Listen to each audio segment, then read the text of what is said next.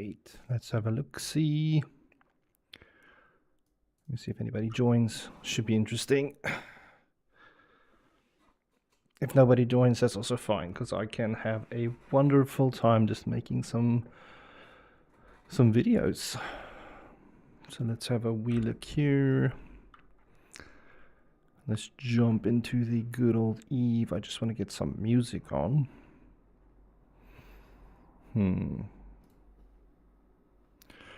That should be good. And let's see, I've started. I haven't started my Eve yet, so let's just get that powered on.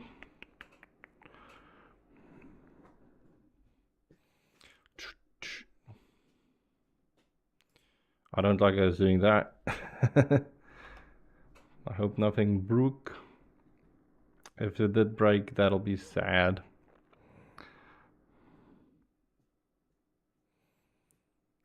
Nah, it's good.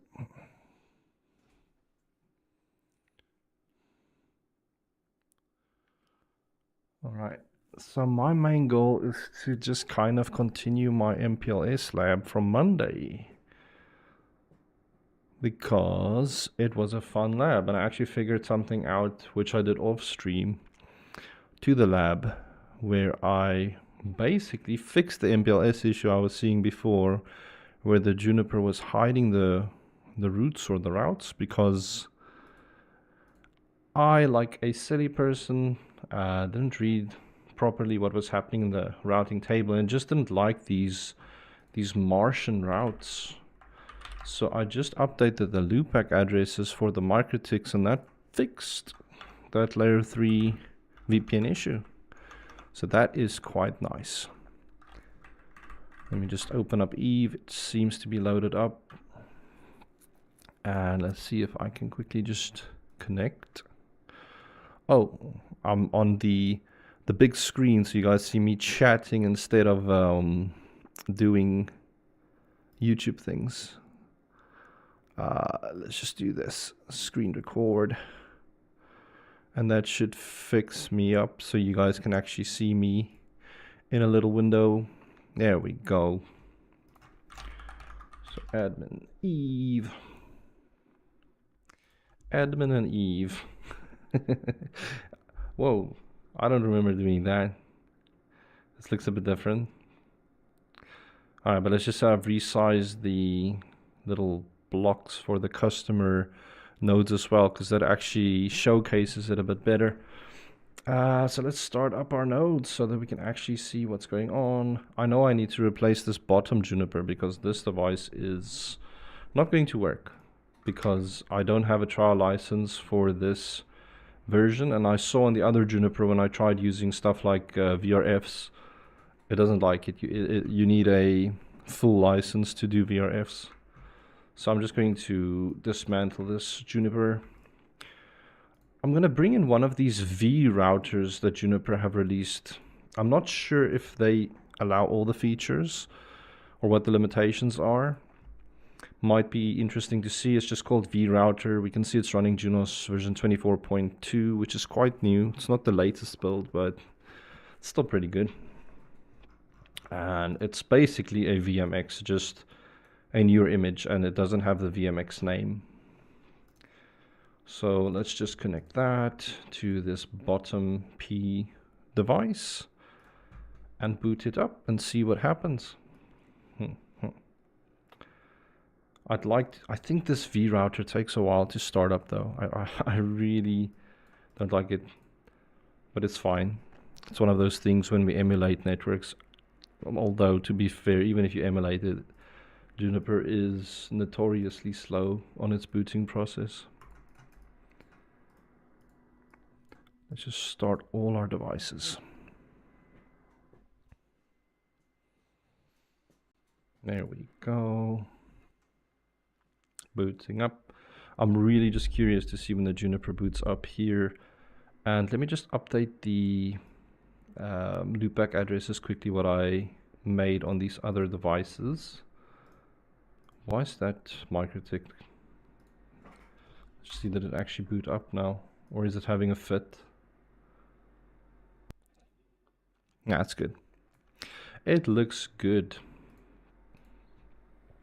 All right, let's just update these loopback addresses quickly. So I changed them all to 172.31.255.1. It's actually just going to be quicker for me to just copy that one, delete the old ones, and re-IP them. So we can make that .2. This other one was .3. And the bottom one was .4. But it's really, I really thought that if you enable Martian addresses on the Junipers under the routing options, I was sure it would allow the routing to work because it learns routes and it can see the routes on OSPF and stuff. But on the MPLS level, like the LDP doesn't like the Martian addresses. It completely freaks out when it sees a Martian address. Don't know why. All right, so that was our topology. Maybe we could do something fun like also do BGP from the customer's sites into the little ISP's network. How's this V router looking? This thing's still booting. This thing's gonna take, like, I'm gonna guess like 5 or 10 minutes to actually get ready. What about the other Juniper? I think this one's also still loading.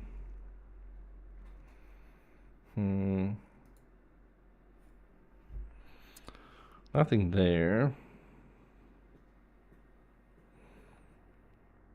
So let's just see what else can I do while I wait, besides be like just chatting about random stuff. I actually think I just want to get a water quickly because I'm going to get parched in a moment. So I'll be right back in a minute. I'm just going to stand up and get a water.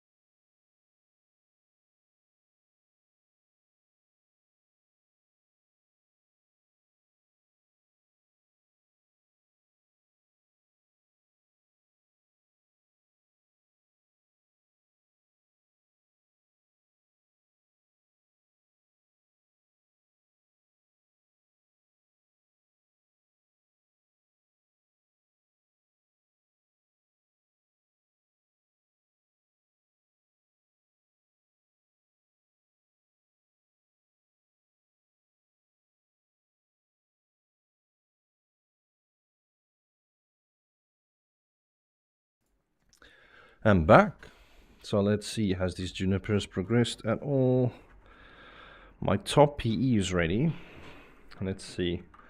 I think this was root TMB123.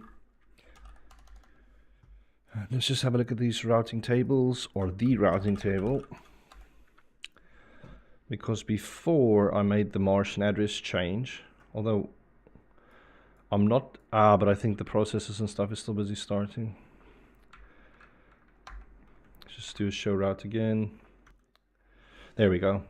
Now I'm learning all the customer routes as well, all the remote routes, which I wasn't learning before. And I do think, because what I saw off stream was when I had a look at the INET3 routing table, I could see there was 4 hidden routes in there as well. And the routes for the customer VRF was hidden, but it was hidden for some like interesting reason. But I could see that the loopback addresses on the MPLS or on the INET3 routing table was hidden. And that is our loopback addresses for the remote PEs. So it kind of makes sense why the customer routes didn't want to work, because they didn't want to use these labels to push. It didn't do MPLS at that point. It was just broken, to be fair. So let's see what happens. Well, I already know what happens. I know connectivity is up between all of these remote sites. So all of these three customer networks can get to each other, and it just works. It's really cool to see. What I could do is maybe just jump onto this customer one MikroTik, and let's just see, can I get to the IP address of that VIOS device, which is on that far end connected to the Juniper, and I should be able to get there, and I can, so that's cool. So this just gives our customers some nice way to connect with each other. Hey Nick, how are you doing tonight? Or this morning, or I think it's morning, like really early in the morning for you right now, if I remember correctly.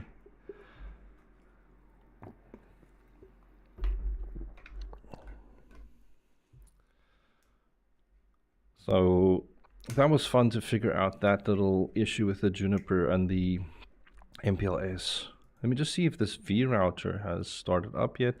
This thing's still going. This thing, it's so long, but it is a first time boot as well, so it might just be that initial setup that takes long, because it is kind of like installing a little Linux box now, and then it just has Junos running on top of it. I'm all good. Morning, 8 a.m. 8 a.m. is not too bad. I mean, it's a good start. I mean, I just decided I'm going to stream tonight because tomorrow evening when I do usually, or when I want to do the gaming streams, I'm going to be out. So I'm not going to be able to stream tomorrow. So I just figured it would be good to just do a stream now. And I wasn't too much in the mood for the gaming. So I just wanted to lab this up again since we got stuck in a certain place. And then I got able to just get past it, get it working, which is good. So I do really want to get this second provider edge up, which is the other Juniper. I just want to see if this does the same features as on the trial Juniper, or if you need to like get a special license, because I really don't know if you need to. And this is like one of those weird things with Juniper, although I think it's cool that they allow you to now download the V router, the V switch, and I think it's the V Evo, which is basically like their special software that runs on their big routers, their PTX devices. Even though all of the new Junipers come with something that is, yeah, I mean, we can do more MPLS with MikroTik and V7 as well. I mean, MPLS I feel is one of those, on MikroTik at least, MPLS is very straightforward, because majority of the time I see people is going to be using LDP to form the MPLS connectivity, although I do want to play around with RSVP on it as well. I've had a few lab attempts with it. I think I had it working once, but for the most part I don't really get RSVP working correctly on MikroTik. But we'll play around with that as well. It's definitely something that I don't mind testing out. It's literally just a few, we can use the same lab, just flip a few switches and see what the difference is. But to me, there's a few things that I want to check specifically. Okay, I think this thing's almost finished with booting. I mean, just for a fun thing as a continuation on the old lab, I can also just add a second VRF quickly and bring that into the network for another customer. So let's just make like 2 more MikroTiks, I think. So 2 more little MikroTiks. I can just be very basic. Bring them into the network. Let's make this CE1 customer 2. And then CE2 customer 2. Although this VIOS device should really be named CE3 customer 1, but it's fine. It doesn't.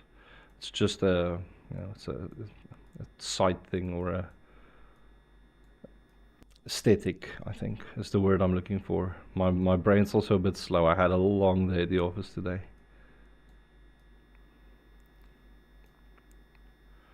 All right, let's bring this in.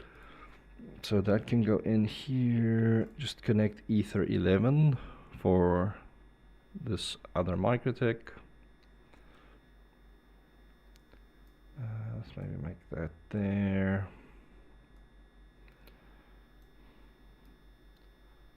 This is starting to look like some magical symbol that I'm forming here. Actually, I don't like what I'm gonna just connect the. I'm gonna connect onto this other juniper. Yeah, I think that's a good idea. Connect it on the juniper, or I could bring in this new juniper into the topology. That might actually be a nice mix. Just see if that actually works.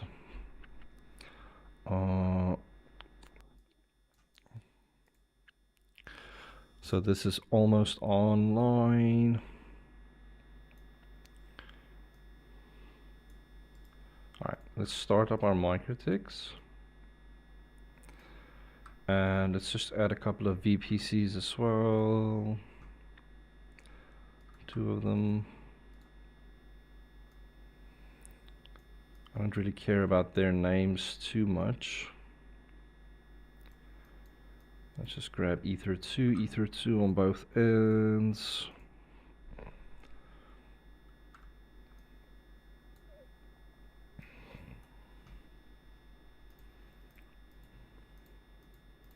Yeah, that's good. So let's start them up as well, and then I'll just duplicate this nice looking box and just change the color to something else. Maybe I got purple, so I don't know, maybe like a, well, it doesn't look too bad. Like a orange, I guess. Orange can be good. Yeah, that looks good.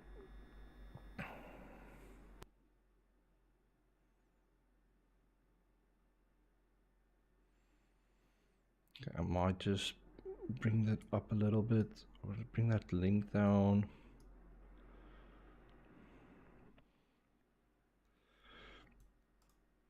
Duplicate that.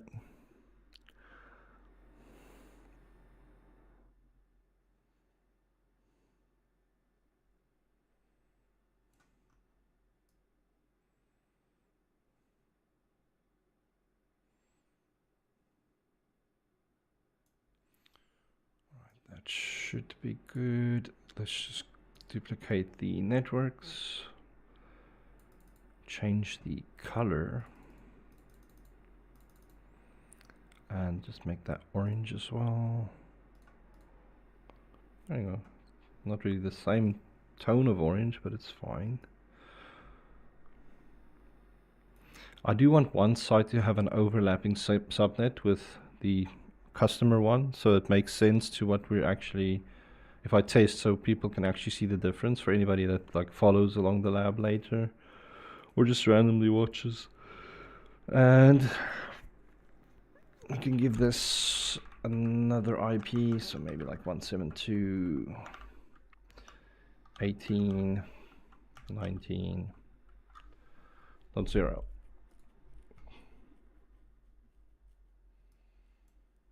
That's good. All right, is this vJuniper booted up yet? Let me have a look-see. There we go. So I can log in root, CLI, configure, show, display set. Let's just see what is there. I can actually just delete all this. Yes. And let's set a system root authentication password. Commit that quickly. And then we can just start building some config. Very basic config. So 10. Did I add the IP and stuff on this MikroTik? Let me just have a look. Admin IP address print. I did good. And the MPLS. I did. Although this I haven't updated yet. Yeah, I need to just update that quickly. So MPLS LDP set LSR ID. That is 172.31.2554. Our transport address should be the same, 31.255.4. And then just my MPLS LDP interface, set transport address, copy paste that, and I'll just do that for 0, 1, 2, and that should be it. So if I have a look at my config again, I can just do an export, it's fine. That's fine. So I'm going to do a little bit of cheating just by grabbing that other MikroTik config and just changing it a little bit. So let me just grab that off of the other Juniper. I don't like these messages. These aren't nice messages to see. It's like a core dump or something. Alright, so if I do a export shows configuration display set, you can just grab the bits I want and just edit it.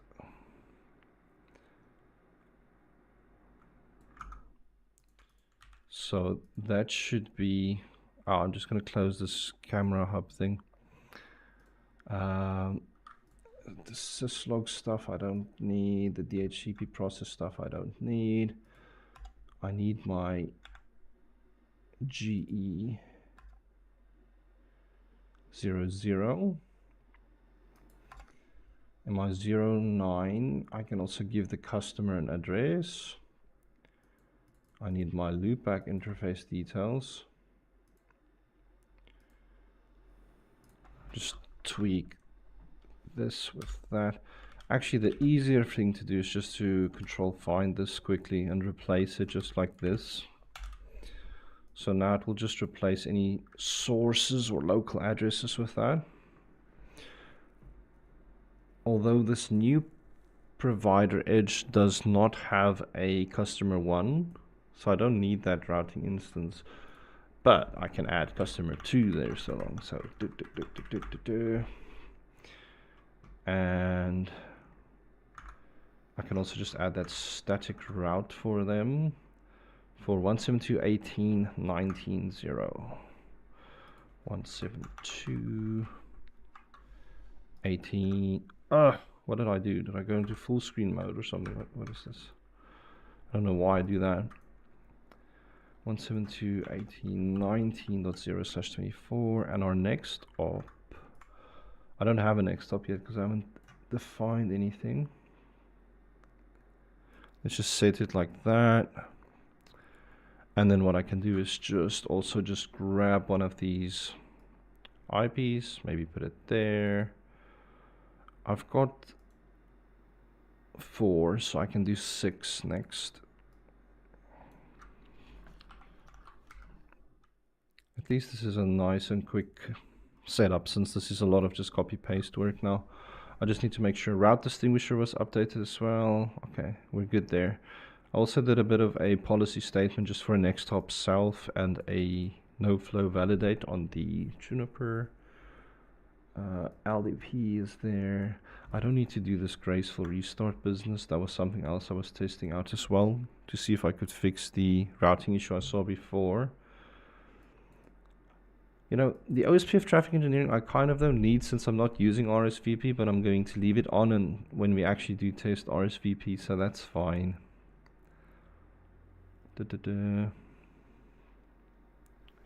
I just need to make sure I update my IP. I think this should be 10.0021 and that should be .6.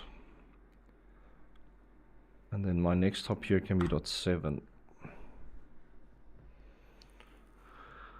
So this all actually looks really good. This looks like a fairly straightforward, normal setup. I'm actually going to remove this MPLS traffic engineering BGP IGP both ribs as well. That's another thing I was testing. And we can just call this PE4. And let's see what happens when I copy the config across. I'm actually going to copy everything and just see if it breaks, because I remember in the last lab I told people, hey, it like breaks after a few lines. So it'd be interesting to see if it still does that. Right there, it's starting to copy. There it breaks. So I got up to the router ID. So now the rest I just need to copy paste. But I'll just do like a couple of lines. I don't know why it does that. I don't know if it's something with the Eve server or if there's something with my terminal client. But I'm pretty sure in my previous labs, and I'm talking about like previous years now, I was able to just copy paste everything across on Eve. So I'm not sure what the change is besides the system that I'm using.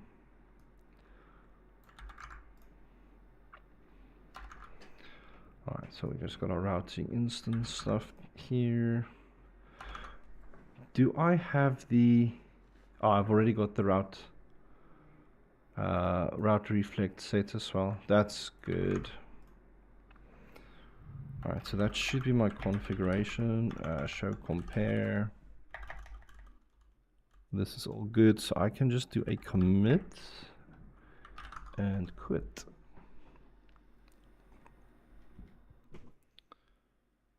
And that should give us a new PE4 that's alive and well in the network. And if we do a oh, I still need to just add BGP on the route reflection. I think OSPF should be up and running. It should be, I think. The fact that I'm not receiving any OSPF route shit is a bit not concerning, just not expected. Let's see if I actually added OSPF on the MikroTik P2 device.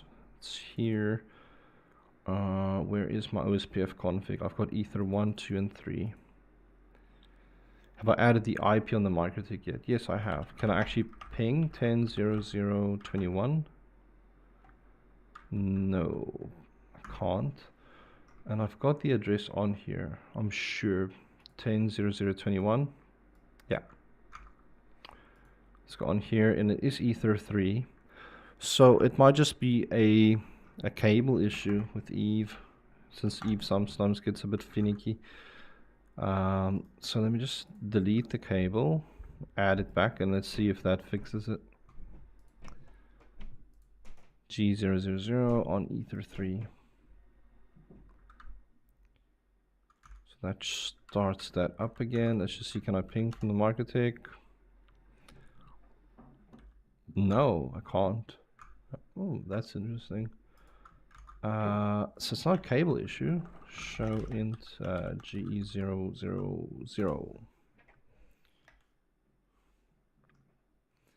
Physical link is up. My IP address is 10.00. Local is 20.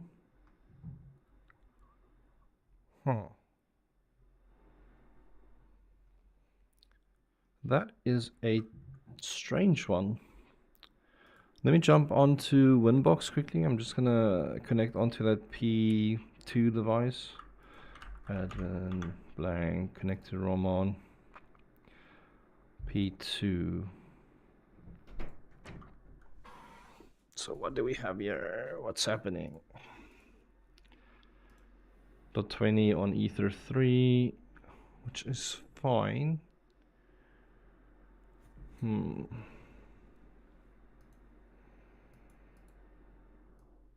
Disable the interface, re-enable the interface, although I'm pretty sure I can't see why that would drop Winbox. Surely I was connected on Ether 1. Let me just do it from the command line quickly.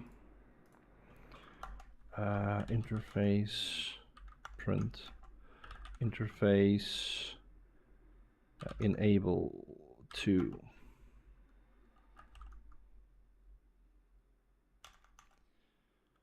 So can I ping 10.0.0.21?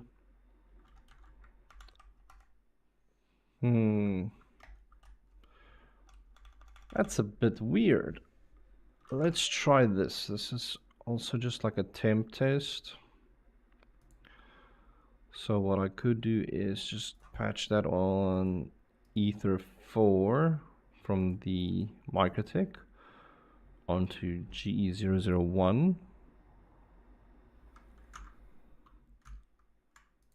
And let me just do another show configuration display, show configuration interfaces, G000. Just have a look at the 000 interface. Yeah, that's fine. That's perfect. I don't see why that is an issue. Interesting. So I just want to test quickly and do a configuration mode. Set, well, we can just actually paste this into the text quickly, update it here. And then I'm going to use some new dummy address, but I'm also, hang on.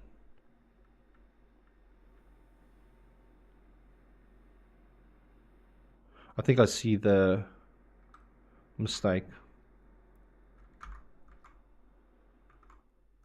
I definitely see the mistake.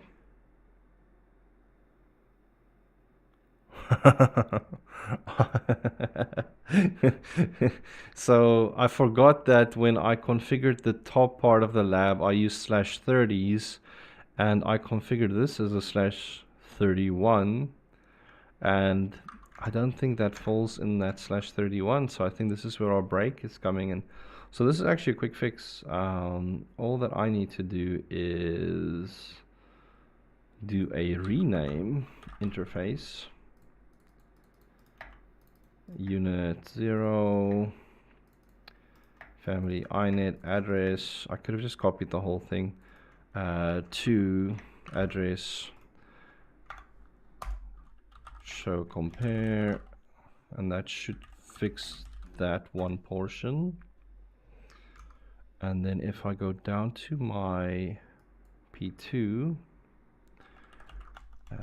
IP address print IP.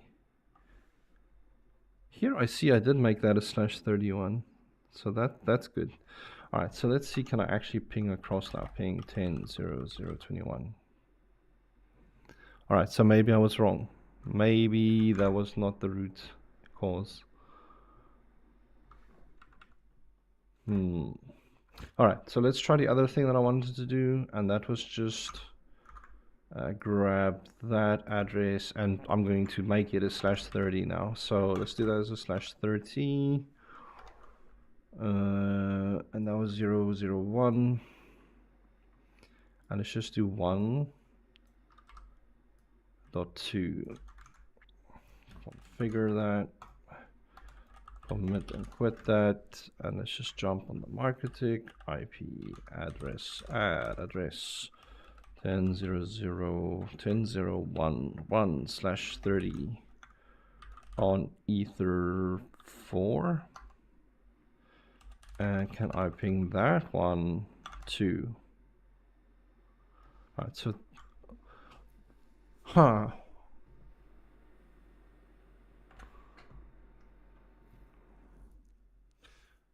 that is really interesting.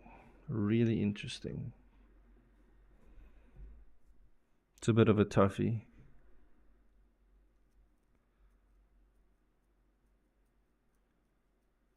So why didn't it work on the GE00 address? Is it something with that interface itself? I'm gonna move the /31 IP on there, and then we can see if that actually makes a change. So I'm just going to delete the interface, but helps if I'm in configuration mode for that.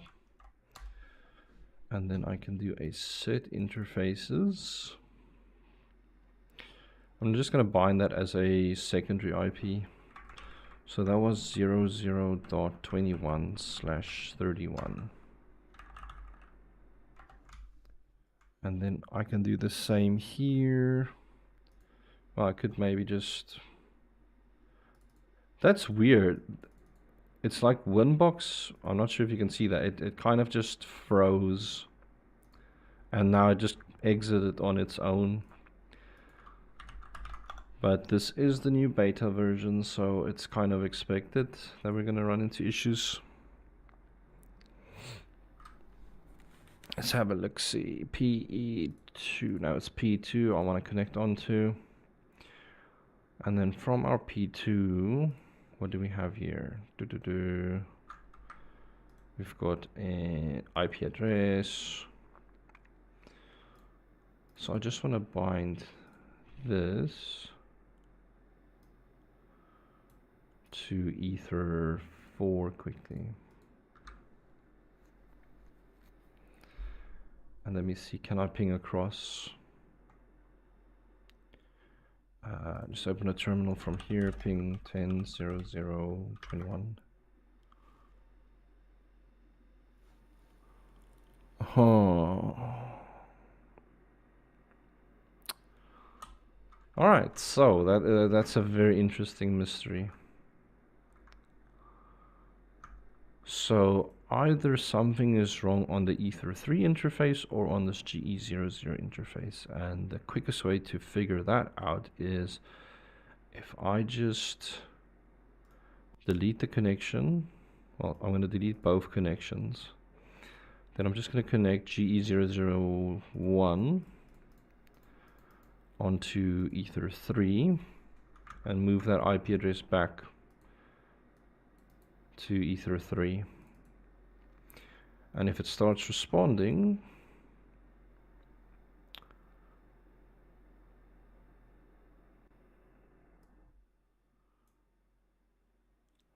which it does not. Interesting. Very interesting. I wonder why that's happening.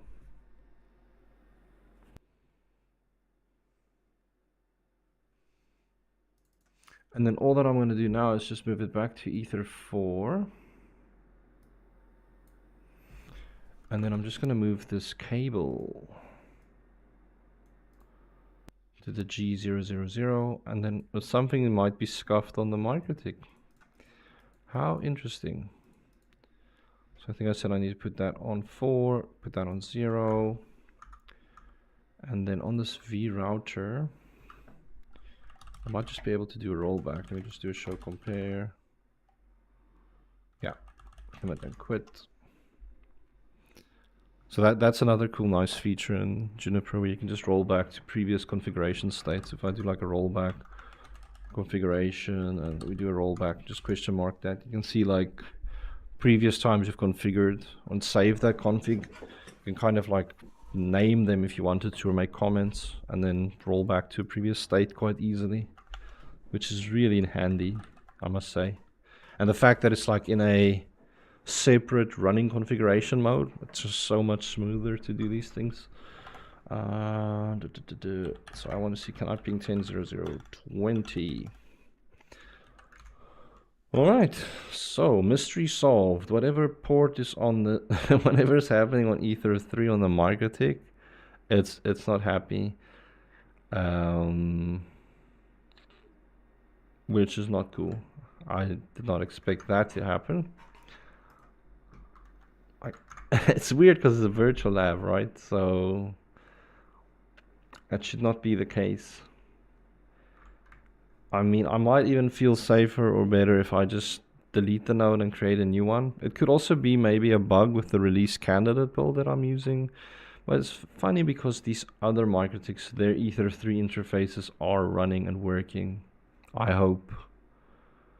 I'm pretty sure they are.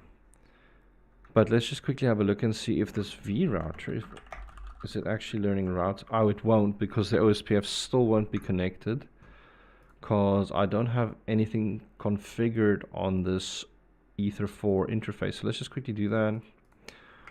Going to our templates, let's just add Ether 4 on there.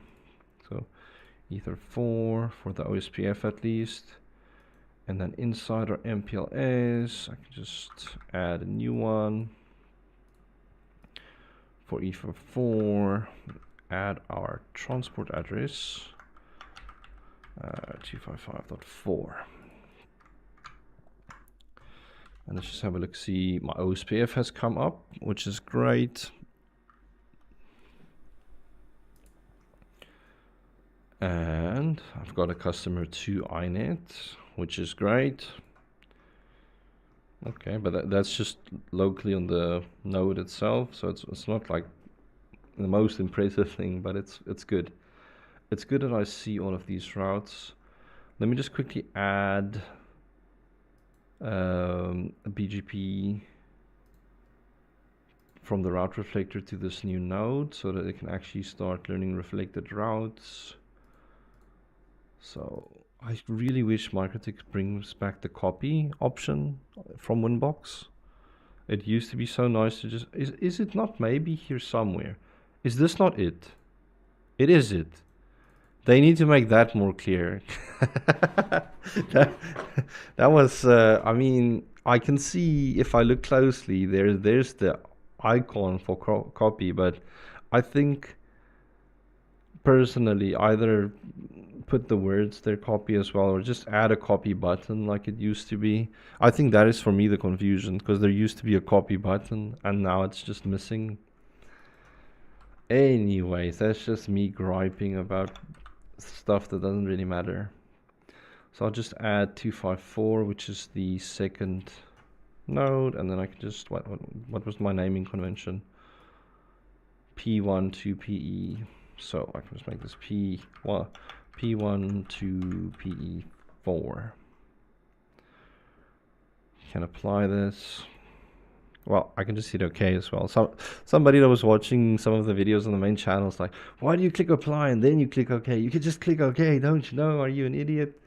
And I just tend to click apply because sometimes when you hit apply, you can see stuff in the settings typically happening still, but it's fine. It doesn't really matter. Let's just use our session up. Our session does not appear to be up. Do I need to change anything extra? I don't think so. I'm pretty sure the BGP config was pretty straightforward. Can I actually get to that device though? That's a good question. Can I get to 172.31.255.254? Yep. So that should work just fine. I just wonder if there's anything I'm missing from the node itself. So let's just do an export quickly, show configuration display set. I just really want to have a look at the BGP. So 172.31.255.254. It is an internal, it is iBGP. I don't need to change any of this because I am on the GE000 interface. Show BGP sum. That's just stuck in the active state. Clear BGP neighbor. It's probably better to just do that. So it's just currently stuck in an active state. That can obviously get there as well. Oh, that's one more of these fun things to figure out. Did I mess up anything when I copied it? Let me just have a look. That's the session info I'm looking at. Let's just look at the connection itself. So 172.31.255.254. That's fine. I shouldn't have to fill in the remote AS, but let's just do that since it is a different device. That doesn't make any difference.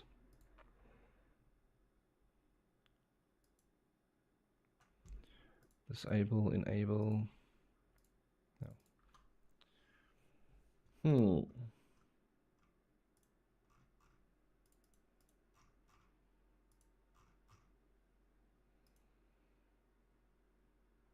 I'm curious. Let me just have a look at the packet capture quickly. Just want to see if there's anything of interest there. I mean, it could also just be that this device just doesn't do BGP without a license. It could just be as simple as that. But I'm quite happy it didn't freak out when I tried to add a VRF on it. Like, that's pretty good. I see BGP messages, but those are open messages.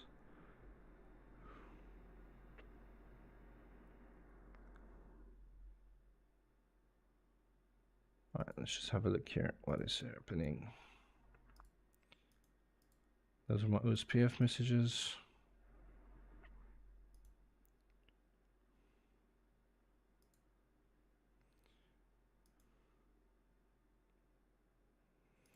Could it be my families? But I can't imagine the family mismatch being a problem. Could it? Let's just see what I've got set on this new device. I think I've just got iNet, so that's IP, and layer 3 VPN. If I scroll up, I should still see it. So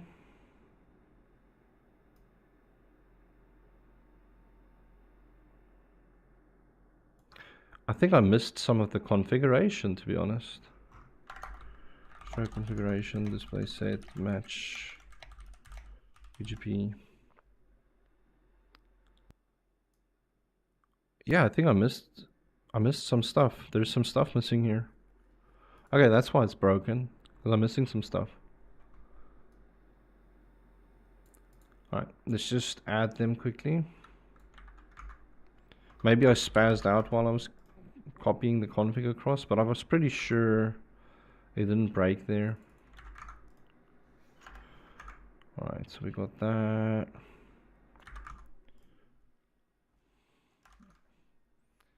Alright, so that should be everything. Let's just do show compare.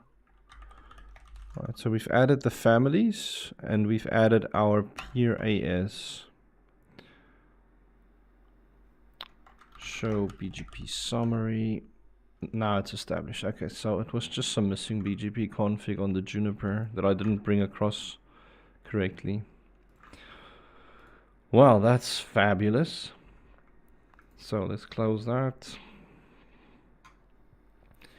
Alright, I still need to do this VRF for this customer 2 stuff so we can actually start to see the benefits or reap the rewards of an MPLS network. So I just want to see, is this P1 actually receiving my information? And for that, I could just do a routing route print. And we can just do a where, what is that? AFI. Did I just copy paste? That's fabulous. Routing route print where AFI equals VPN4. So these are the VPN4 routes we're receiving at the moment. And I don't think I've added the overlapping subnet yet.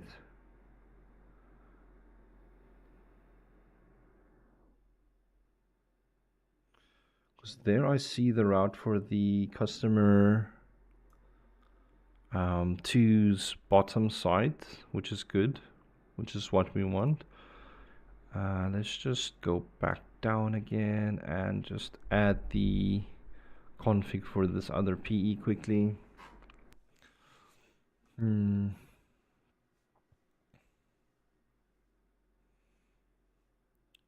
Why does this look so a little bit messy? Hang on.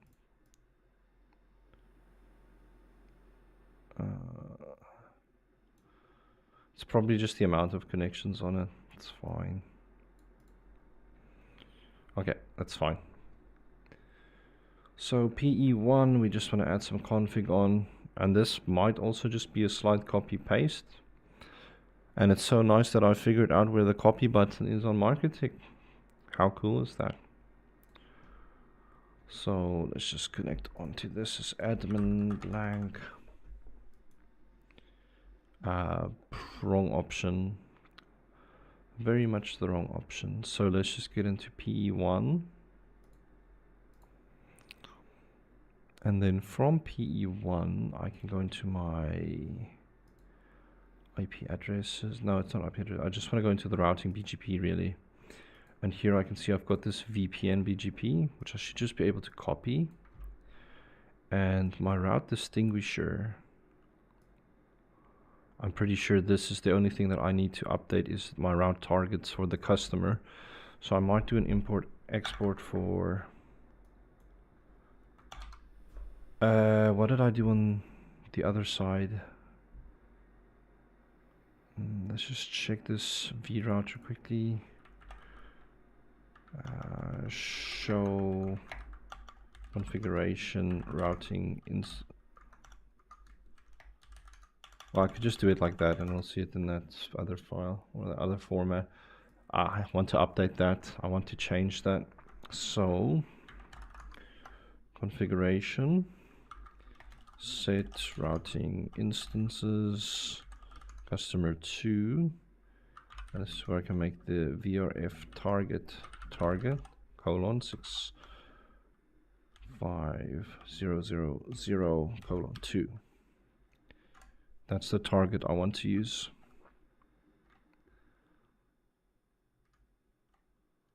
All right, so I can just commit and quit that.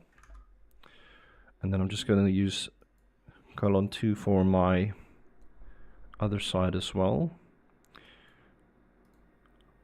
I should technically, it doesn't matter that the route distinguisher is still using that old loopback address because it's just a 32-bit value. It's just really part of a name that we decided to use. So I don't need to update it. I could, but I'm not going to do that just now. So let's just apply this. And let's actually see what happens. If I look at my routing table, I've got the table. It's not going to work because I still have the customer 1 VRF and I need to just add a new VRF quickly. And this time I'm going to capitalize. So customer 2. And the interface must be specified. So that was, which interface did I put that on? 12. Let's just jump back on even check. 11.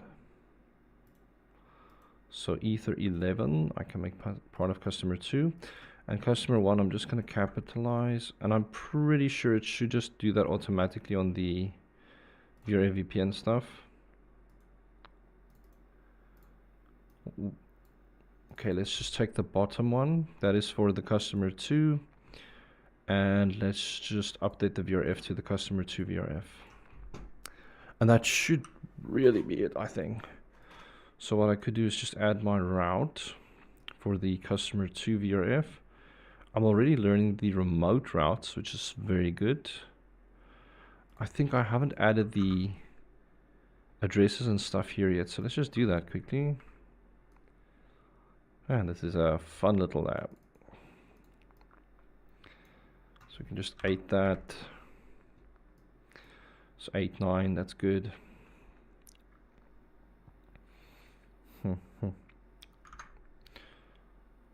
So 164.0, I think I said 8/31 on ether 11. And then let's just add the route to say it's in the customer 2 routing table. And our gateway is going to be 164.0.9. Do I also need to specify the at here? Apparently. 164.0.9 at customer 2. And our address is going to be 192.168.10.0/24.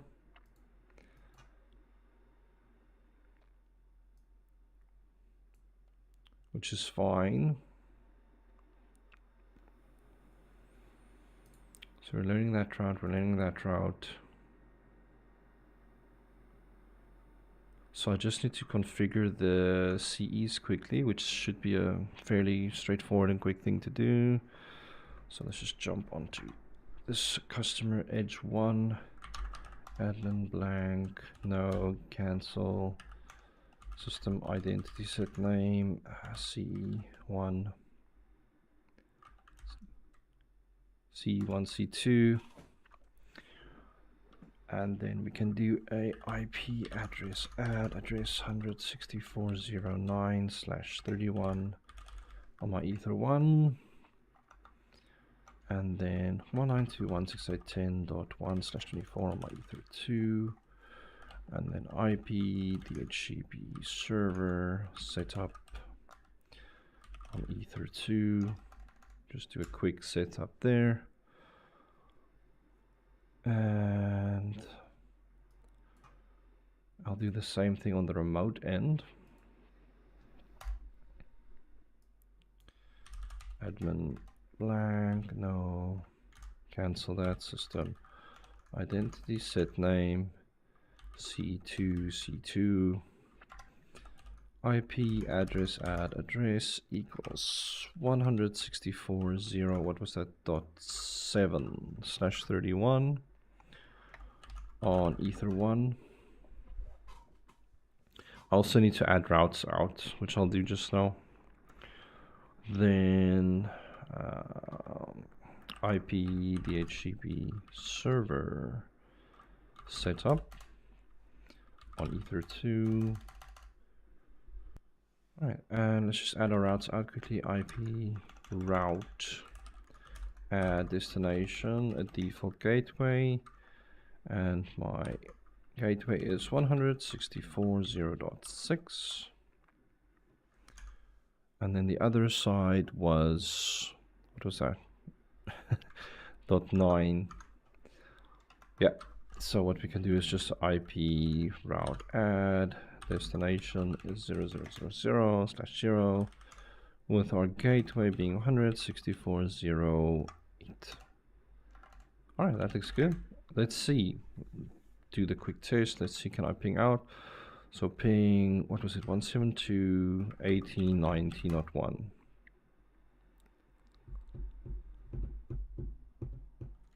So that's timing out, but I'm curious to see what the Juniper is saying. So let's just go into that Juniper quickly. So I want to have a look at the route table.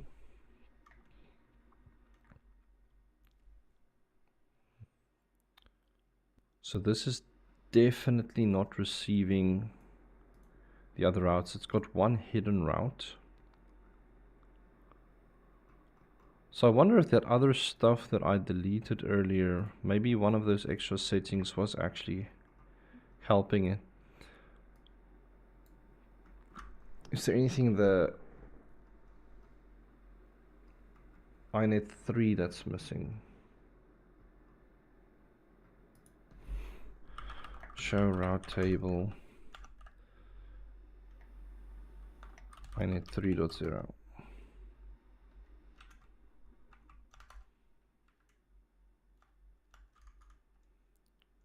All right, let's just do the MPLS.0. That I saw. That's weird. There should be an INET 3. Let's just see what this hidden route is.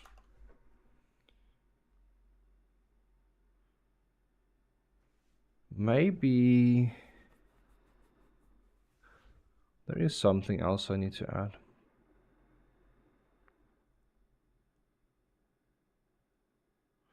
Because there I can see it's not receiving this 164.0.8/31, which is the connected route. And if we just do an extensive, what is the reason? It's that same reason that I had before. But before I could track it down to be an issue with the inet3. And now I don't even see inet3. Because if I look here, show route, we should see a inet3. Oh, it's inet.3. Maybe that's what I'm missing. Table inet.3. And that's blank at the moment.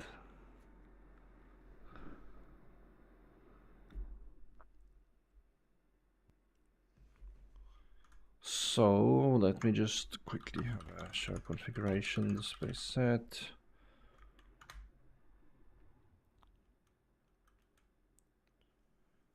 Is there anything extra that I had to add? And I'm pretty sure I've got the policy stuff. Let me just quickly have a look. Show configuration display set, match BGP. So I've got the next top south there. I don't have the import rules, so let me just add that as well. There is a no flow validate. Let's just add this. That wasn't a good copy.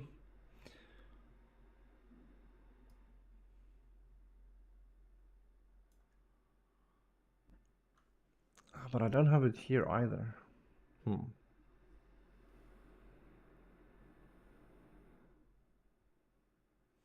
Let me do the set protocols MPLS Majiggy. Let's see what that does. Maybe that was the fix or part of the fix before. Nope.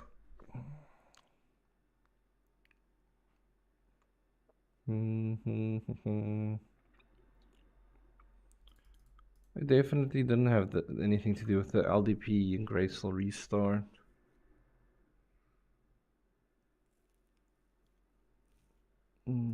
Is the OSPF traffic engineering on? I'm sure it is. So match OSPF. Let's see here. Traffic engineering is enabled.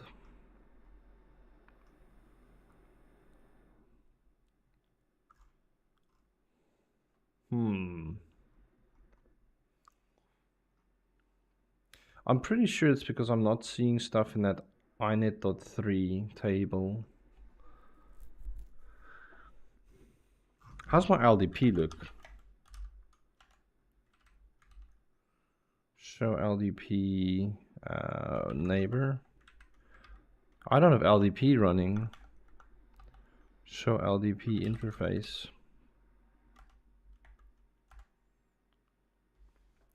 I don't have LDP working, so that's why I'm not learning any routes in the inet3. So let's just go back into my PE or P2 device. Disconnect, connect on P2.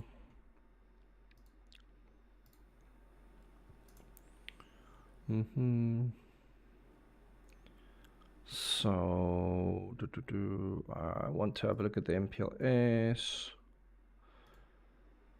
I've got the interface added.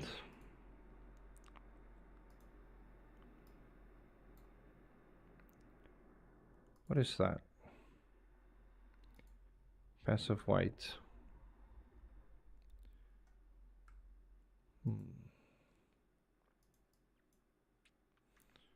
So that is fine.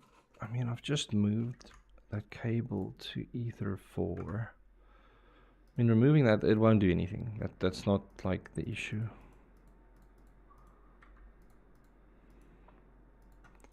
Just remove it. Oh, you can't. It's a dynamic neighbor.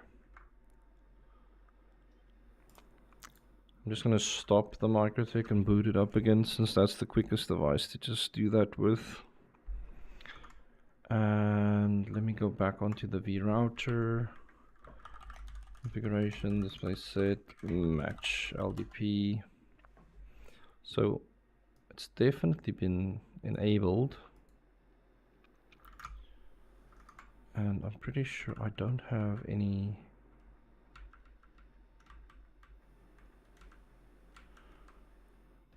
I mean, I could try this LDP graceful restart bit, but I think I only enabled it because I saw something on a MikroTik forum for it. It's not like a very special thing. Good. I mean, if it's up, it could be the restart that fixed it, or it could be that I just saw.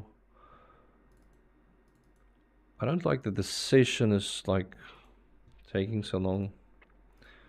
Connect to Ramon, connect to P2. Let's have a look at our MPLS, LDP interfaces, LDP neighbors. That looks a bit better. That looks a little bit better.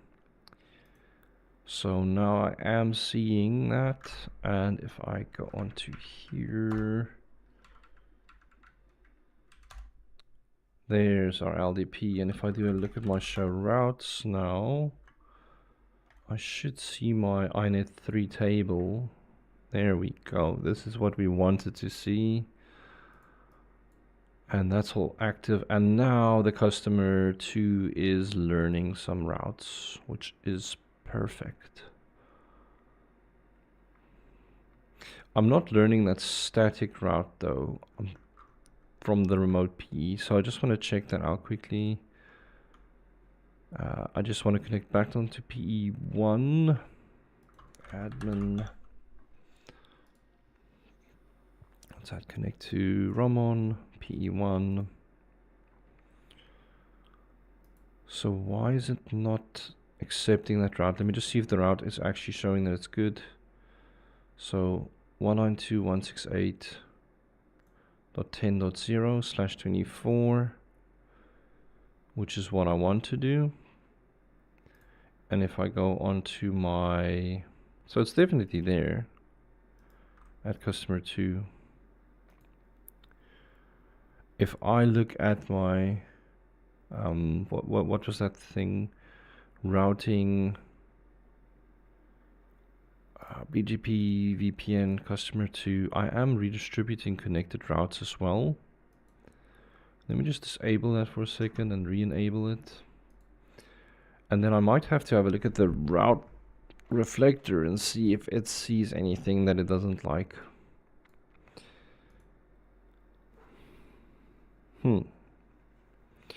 At least I am on the route reflector already, the P1 device, so that's a bit easier to figure out.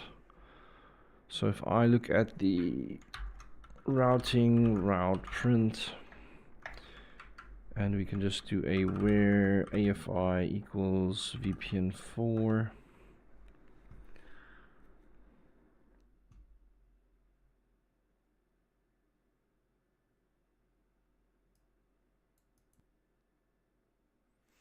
I'm actually not seeing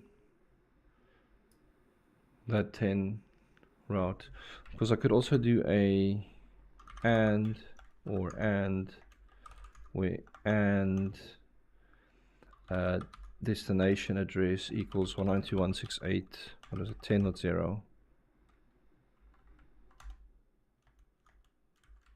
Okay, that didn't do what I wanted it to do. And I can't scroll anymore back. The heck.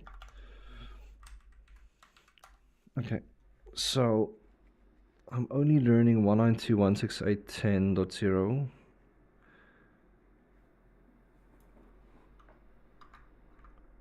from the one provider device, and I want to see both of them live at the same provider edge. So this makes it very interesting. This is definitely something I want to figure out. Well, the whole thing is what I want to figure out, but this is definitely something that we need to check. Why is it not advertising this .10 route to the route reflector so that it can be passed on? Let me just have a quick look here. I think I want to get back on the PE1. Just double check some configuration. But I can definitely see the route is there. And I have set it to redistribute statics. Let me just remove that. And I'm just going to add it from the terminal quickly. So, I went into safe mode somehow, and I'm not. I think it's like a F key to just get out of it from the terminal, but whatever.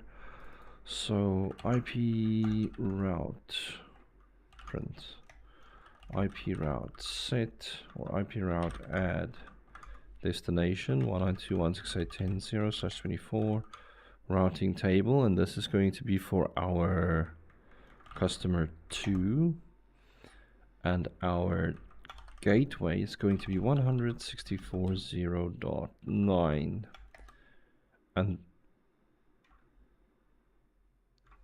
and I also need to specify at customer 2. And then if I do an IP or routing BGP VPN, what is that? What do we get? VPN. We print that. So route distinguisher.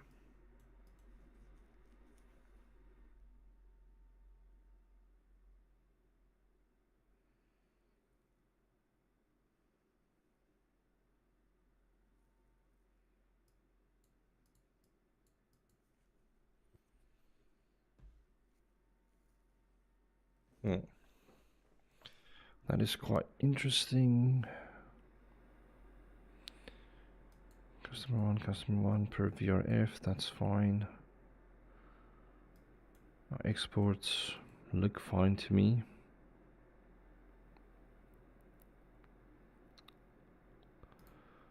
Let's go into our BGP from here, although we're really seeing the same stuff. And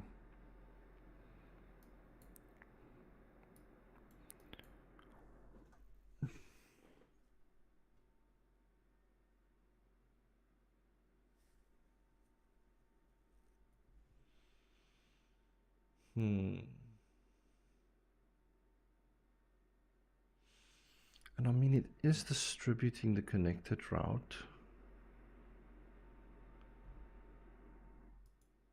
Let me just go back to the P1 and see after I added it as a static. Did I do anything? It doesn't look like it did anything. So I'm pretty sure my issue now is that the route reflector is somehow not getting this.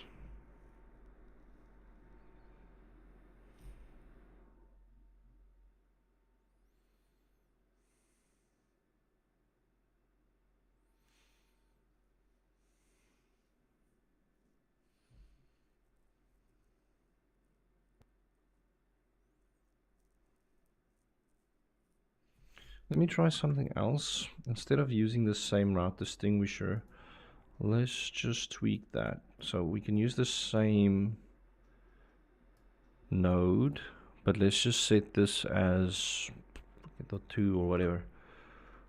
And let's apply that and see what impact does that have. Okay. So in this instance with MikroTik, and I'm pretty sure that's always been the case, is we're going to have a unique route distinguisher per VRF.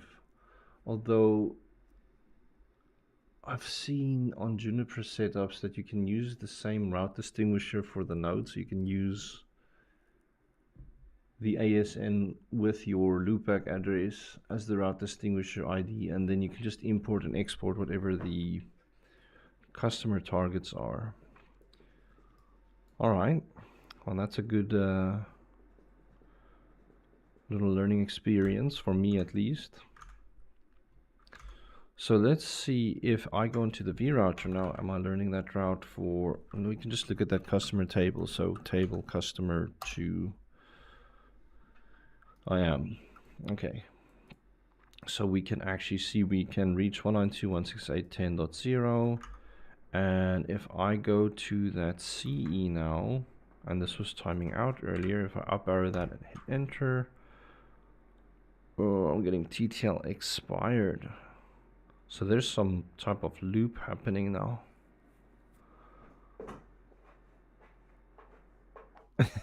That's interesting.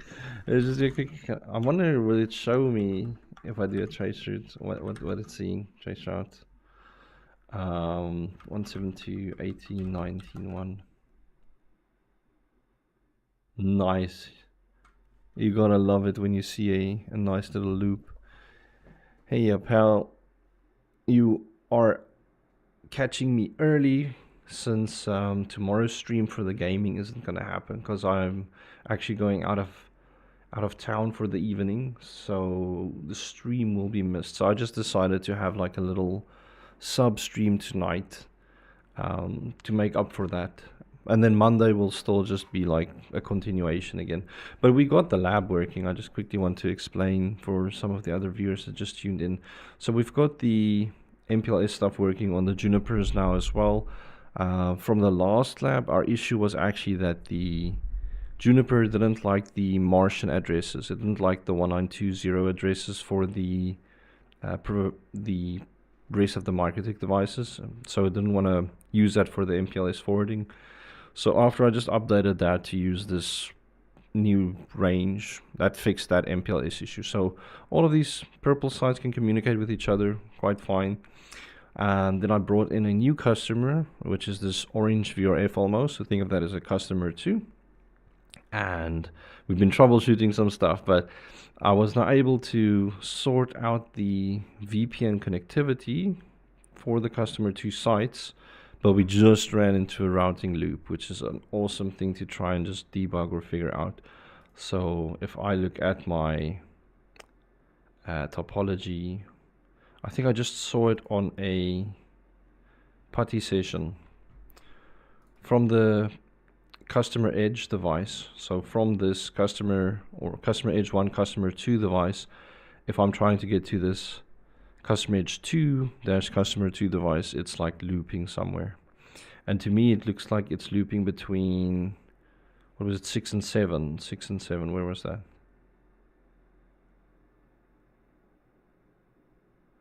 Or was it 7 and 8? Where the heck is 7?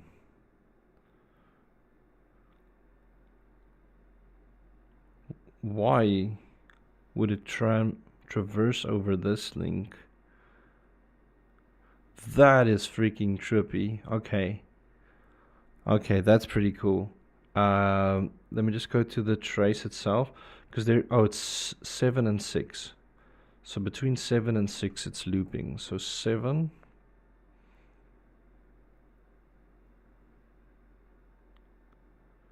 And it was, what was it, 10? Or was it, no, it was 164.0.7. So it's just looping here. That's quite interesting. Let's just have a look at the vRouter. So vRouter, it's seeing 172.18.19. I can actually get there from there, so let's ping it. 172.18.19.1 from customer to VRF.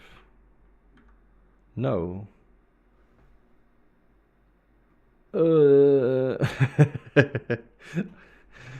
Welcome to the world of networking, where we run into weird stuff like this. So there's definitely some weird loop happening.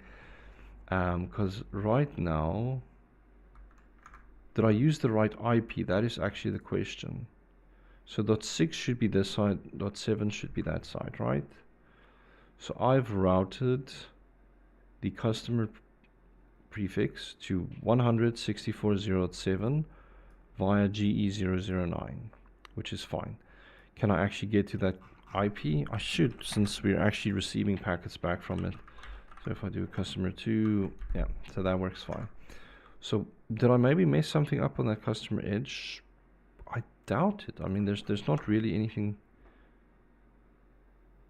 there's not really anything special to set up on there, was there? My network looks wrong though. My network looks a bit weird. IP address print. Oh.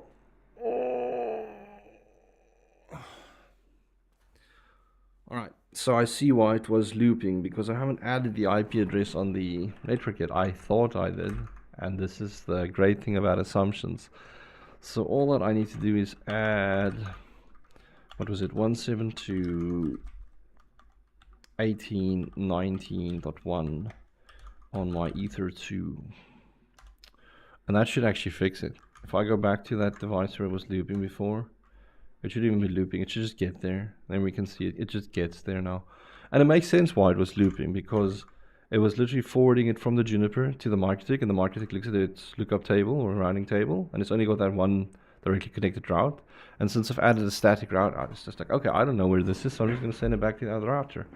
And then they just started looping the traffic, which is awesome. But that's one of those fun things that you get to troubleshoot in real time and just fix it as it comes.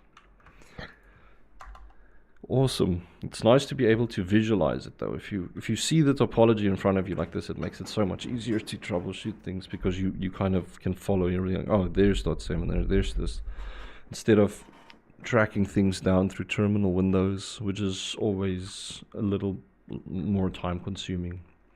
That's why the move to automation is making big leaps. Even AI and networking is becoming massive, because AI can do these things just so much faster than what I could. It can continuously check for routing loops and see where the issue is and potentially even fix the issue.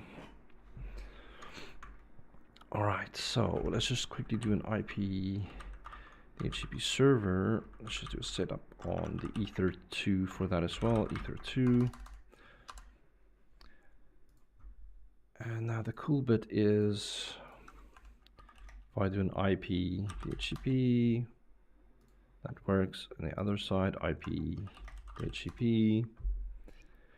But I think the cool bit, and I did it specifically for you watching on Twitch, the subnets overlap. So you can see there is an overlapping subnet 192.168.10.0/24 for both customer sites. They're even both connecting to the same provider edge. But because of how the BGP stuff's set up, it allows it to exist, which is so nice. Well, I should more or less say the VRF stuff, because VRF is really what enables it, and BGP is just allowing us to span that VRF across our service provider network.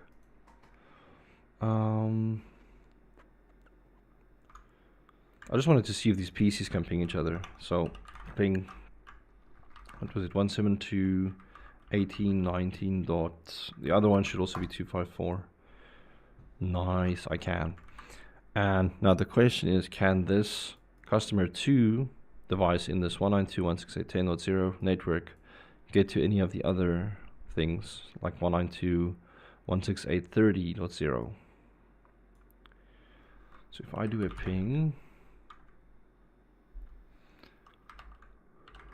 192.168.30.1, it is not going to work, because it's not a network that's reachable, which is fine, which is exactly what we want.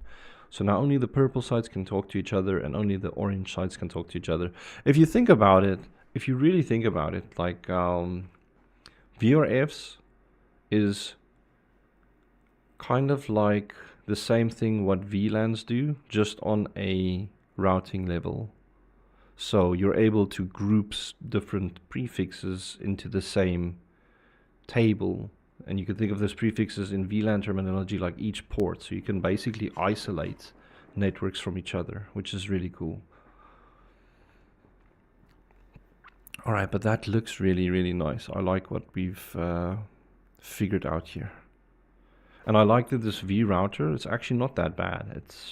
It's doing the MPLS stuff, and I didn't have to get a trial license for it, and it just works, and it's running very new code for Juniper, and it's so cool that you can literally just download this off of the Juniper website.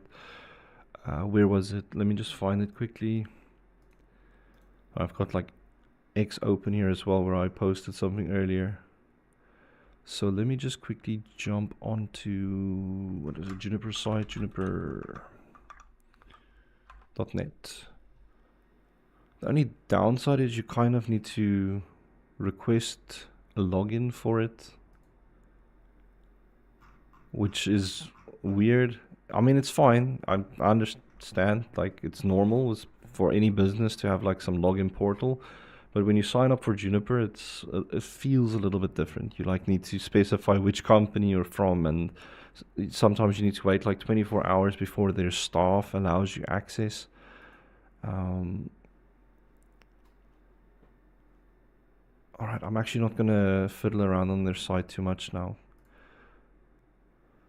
because I don't want to like unintentionally give out some free information on there or something. So,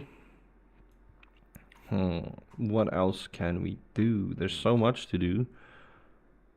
I could potentially also just bring up a VPLS connection, because that's also something fun to test, and that I could maybe do between a Juniper and a MikroTik as well. So, where do we want to do that then? I think let me move this stuff a little bit.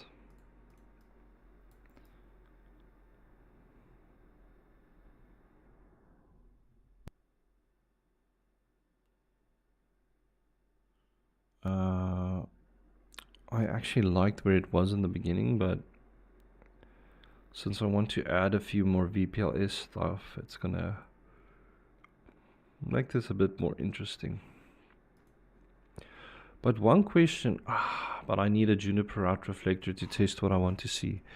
Although we might be able to just do EVPN directly. So I might be able to just do IBGP session between these two remote PEs for Juniper to have it do EVPN and see if EVPN can that work that way. Because then we can have EVPN running on the edge here. And then the MikroTik is kind of like being the core in that instance, even though I think you'd probably want to have it in reverse, where you might want to have the Juniper in the core and actually the MikroTik on the edges. And there's a pretty cool and interesting thing that we can test out as well. Now let's see, VPLS, that is its own little beast, but it's a fun little beast. So let's just add another site for a customer 3 maybe who wants VPLS services. And I'm just going to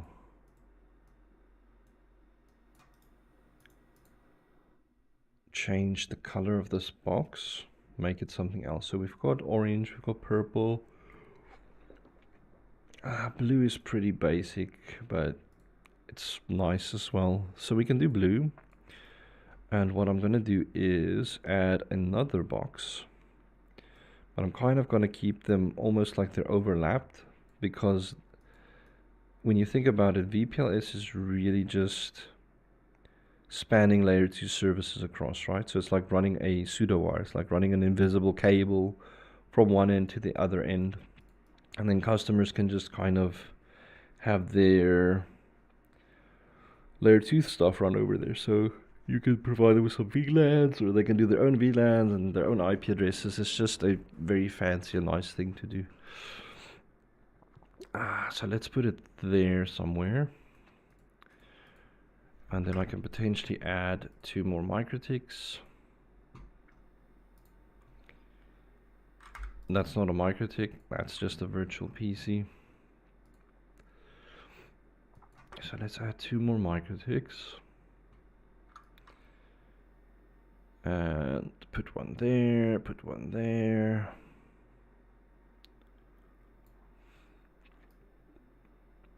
And then what we'll do is run a VPLS service to both of them.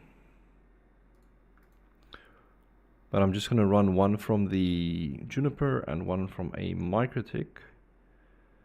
And that way we can see the differences and see how interoperable it is. Does it work together or not? At the moment it does. Like this MPLS lab, I'm pretty happy that Juniper and MikroTik seems to be working pretty well together.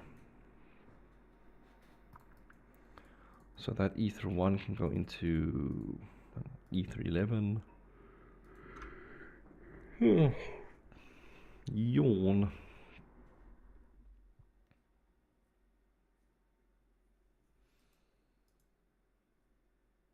All right, so that allows us to bring the VPLS up and running.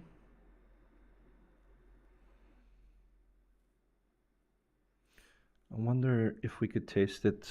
I'm going to just do maybe a very basic test. So let's just add 2 more VPCs. It feels like such boring setup, but it's pretty good to see some of the stuff. I might even start adding some Docker things so that we can identify things a bit nicer as well. But it's not really needed for the current setup. So just ether 2, ether 2.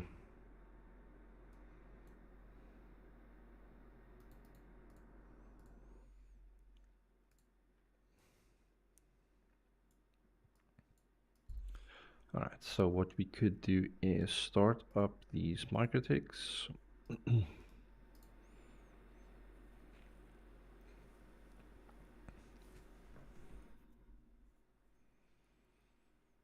And let me get onto the PE2 and just see if I can quickly set up the VPLS config on it. But this is always going to be like learning it from scratch again, because I haven't done VPLS on MarketTicket in almost ages now. It's been like over a year, maybe close to 2 years. Maybe a year and a half, I think. So admin, connect to ROM on, get on the PE2. So what we want to do is do some VPLS, but I do want to do BGP signaled VPLS. So I just need to remember how we do this. So I'm pretty sure I'm still going to... Am I going to specify VRF and add a customer port into that VRF, or...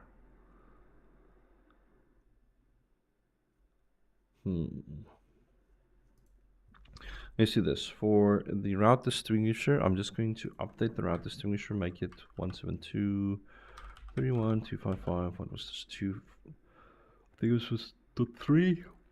And then my site ID, that needs to be unique. So I'll make the MikroTik site ID 2. And let's just do .3. Import route targets.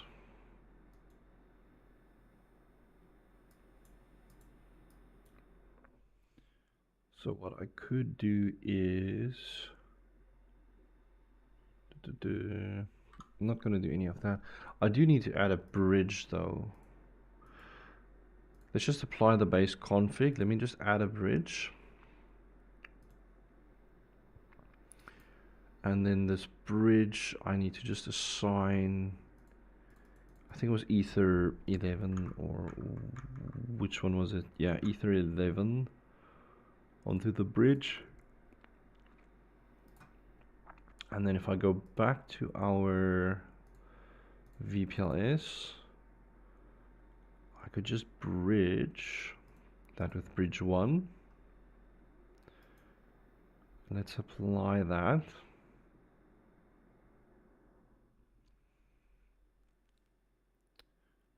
Alright, so that's one thing. I do think I want to add their stuff in its own VRF. So I might want to just create a new VRF. Call that customer 3. Add ether 11 on there. And then if I do my routing BGP VPN, no, not VPN, I'm looking for BGP VPLS. Just add that as the customer 3 VRF. And then I should just do the Juniper configuration as well, which I should still have open here somewhere. And it should just maybe be a small tweak that we need to do. I just want to see, do we allow layer 2 VPN signaling? Yes, we do. So what I could do is, which interface was that? That was GE008. So on my Juniper, what I could do is just grab this config for the customer one, and I'm just going to trim this a little bit so I can, let's just move that to a new configuration window. So this I can just replace with customer 3. We're not doing a VRF table now, but we are doing a routing instance, and the type, I just want to see if that changes to VPLS or what it is on. It should be VPLS. So if we check here, instance type, there should be VPLS. Yep. So let's just add that as VPLS. My interface was 8.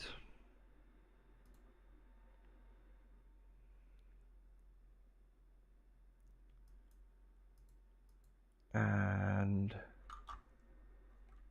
my route distinguisher,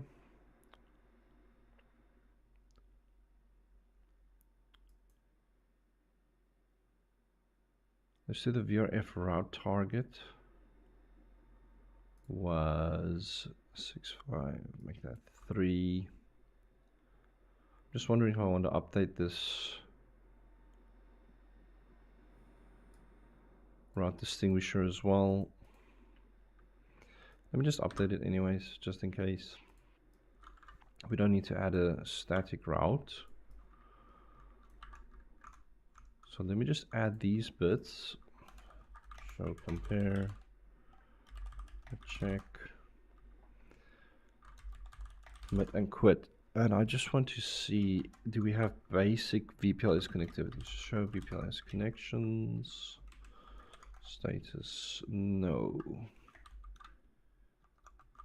Extensive.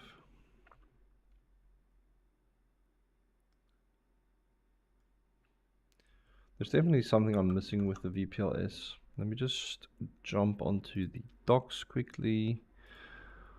So, configuration. BGP signaling.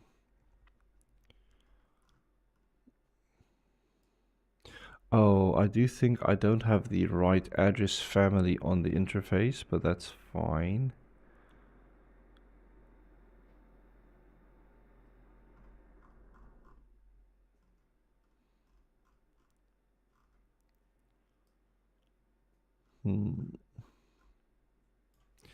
Let me just jump into that interface, although that's not going to be like the main reason why this isn't working. Set interfaces 008. What is my encapsulations I have here? Let's just do this as Ethernet VPLS.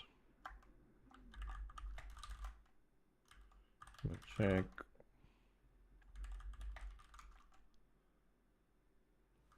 And then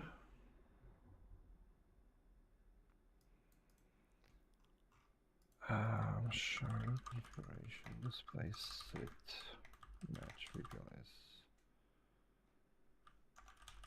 Go back in the config mode. Let's just do a show customer 3.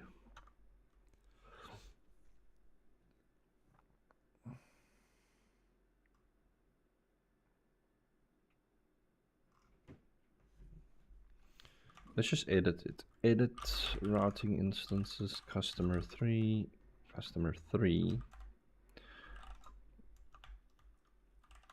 I'm just gonna roll back quickly and then edit routing instance, customer 3. So now we can just quickly see what our different options are.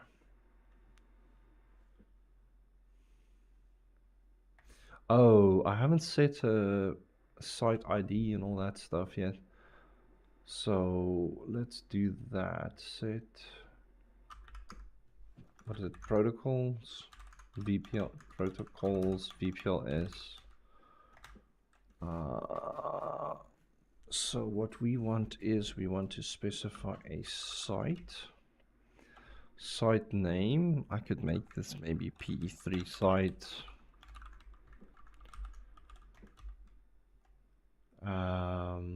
Our interface, and that is where I had this as G008.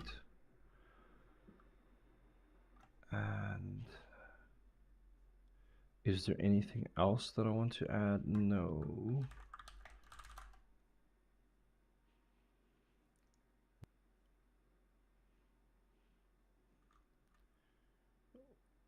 What does that mean? Site.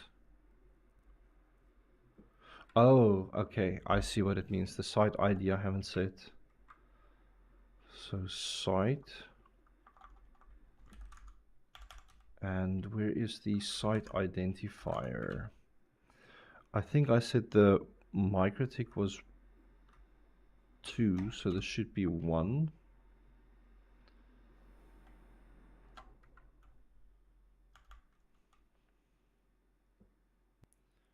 And can I set the how many connections? Let me just see if I can commit it like this. Commit check. Alright, let's just commit it, and then if I have a look at the VPLS stuff now, I want to see if I pick up anything weird. So show VPLS connections. Alright, so at least we can see it is trying to do something with the VPLS, but it says no connection found. So there's definitely some issue.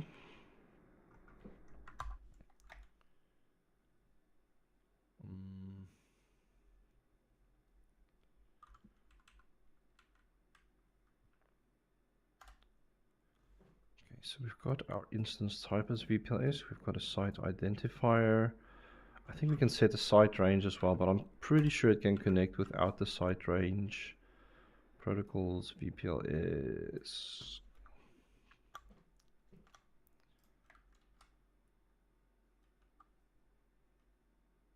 Site range. So I could maybe make that like 10 or whatever. It's just so that only 10 sites can connect.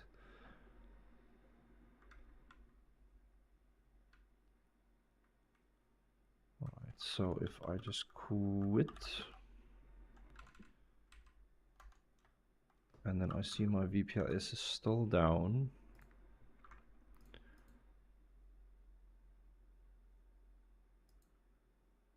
I'm just gonna make a quick tweak, remove that out of that VRF, and let's just delete this VRF quickly. I just want to see if that's maybe something. Yes.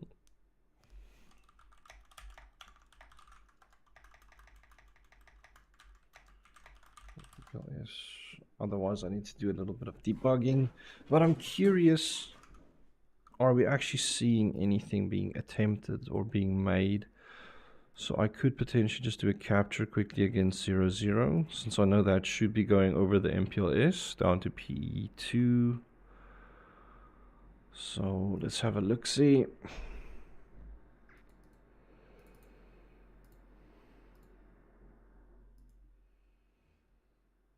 Some OSPF messages. I mean, we should actually be seeing that in BGP as well. So if I have a look at the route reflector, which was P1, I think, which I've still got open here. If I look at these routes, but I'm going to change the address family to L2 VPN. I can definitely see we're learning some stuff, because that is from PE3 and the other one is from PE2.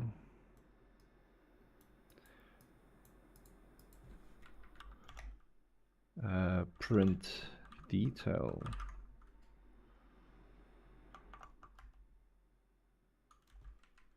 Where AFI equals L2 VPN. So it is learning the routes from BGP. So that is good. I am happy with that. I'm just wondering why it doesn't work exactly. Got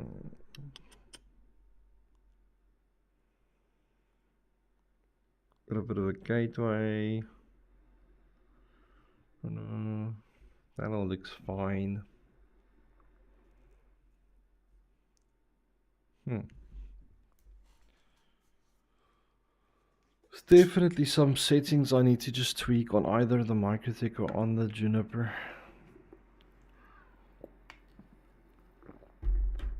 Because at the very least, we should see that it shows that the VPLS is connected between the two remote ends, like PE, PE2 and 3.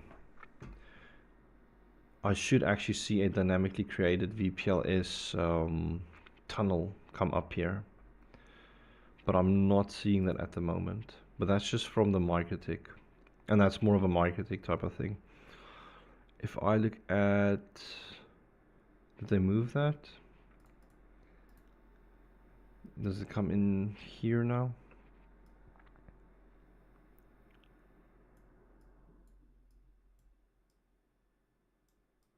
I'm pretty sure, what was it? What VPLS was working on V7, wasn't it? Through a route reflector. I'm pretty sure they fixed that. That's like one of the big things that I'm like, oh, MikroTik finally fixed this. So what could I be missing? I mean, to quickly just test it out, I'm just going to bring this up on another MikroTik site quickly and just see if my MikroTik configuration is actually good, because I might actually have an issue there. So we can just grab, well, I'll just grab another, well, we can just reuse this one that's on the Juniper, and then I can just move this around quickly. Let's put this here somewhere for now, and then once I have it working on the MikroTiks, then I'll tackle it on the Juniper.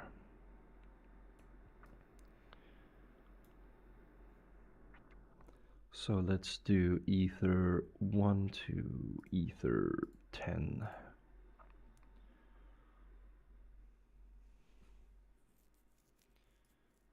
All right, so now I'm just going to jump onto this PE1 quickly and just set up the VPLS for it. So I said PE1, connect.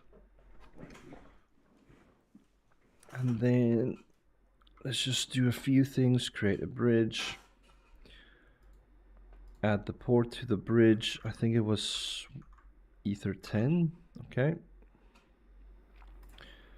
So I'm on the wrong device, PE1, ports, add Ether 10 to the bridge. And then we can go into our MPLS, our VPLS, BGP VPLS, and add site ID. This was just going to be 1, since the other one was 2. Or was it? And let's just make sure. Yeah, it is. Site ID was 2.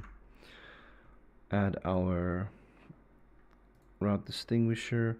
So this was the node IP 172. What was that? 31.255.2. And we're just doing this for customer 3 quickly.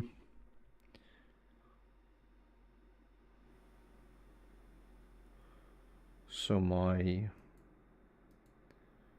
bridge 1. Actually, let's do it kind of like on the MikroTik documentation. So what I'm going to do is just use my AS and then the customer. And then I just need to update it on the other end as well, but that's fine. Okay, let's just apply that. Let's see, does anything come up? Nothing comes up yet, but I think it's because I haven't updated the BGP VPLS stuff here. So let's just add that.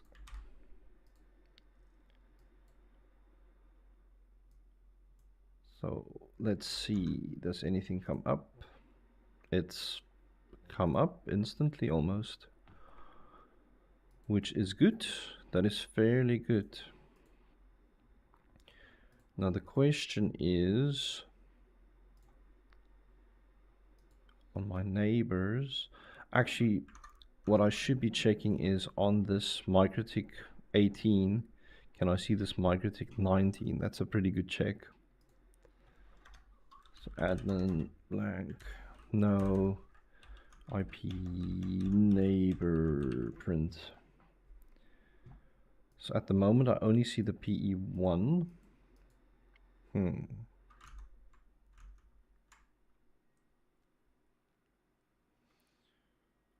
Because what should have happened is, if we look at the ports, there we see the dynamically created VPLS interface. It's just bounded to the same bridge. And then we've got Ether 1 or Ether 11 added to that bridge. So I think another test I could do, maybe it's something with the MNDP not working. So let's just see if layer 2 works by just adding IPs on either end and see if we can get across. So get back on this 18. Or let's just do system identity set name CE or name equals CE1 C3.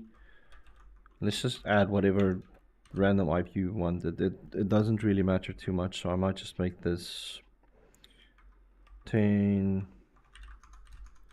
11 12 1, and I'll add that on Ether 1. And let's just do the same on the MikroTik 19 device. But I'm just going to make this .2.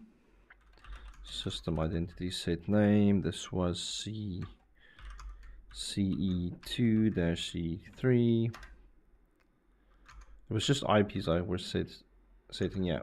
So I do a ping 10 11 12.1. Can I get across? No, it's not getting across. So it's definitely not 100% working.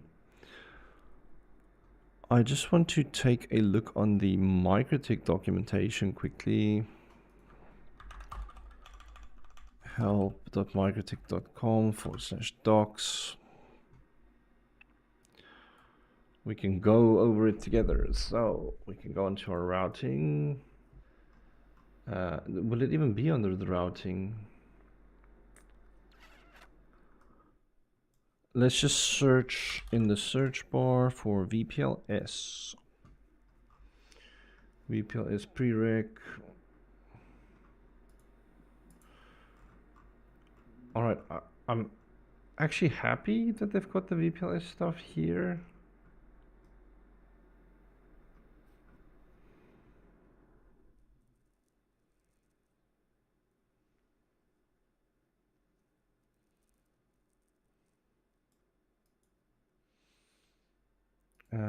So here we just have the set. It is default is raw Ethernet, or you could do tagged Ethernet if you were tagging some VLANs and spanning that for the stuff, which is fine.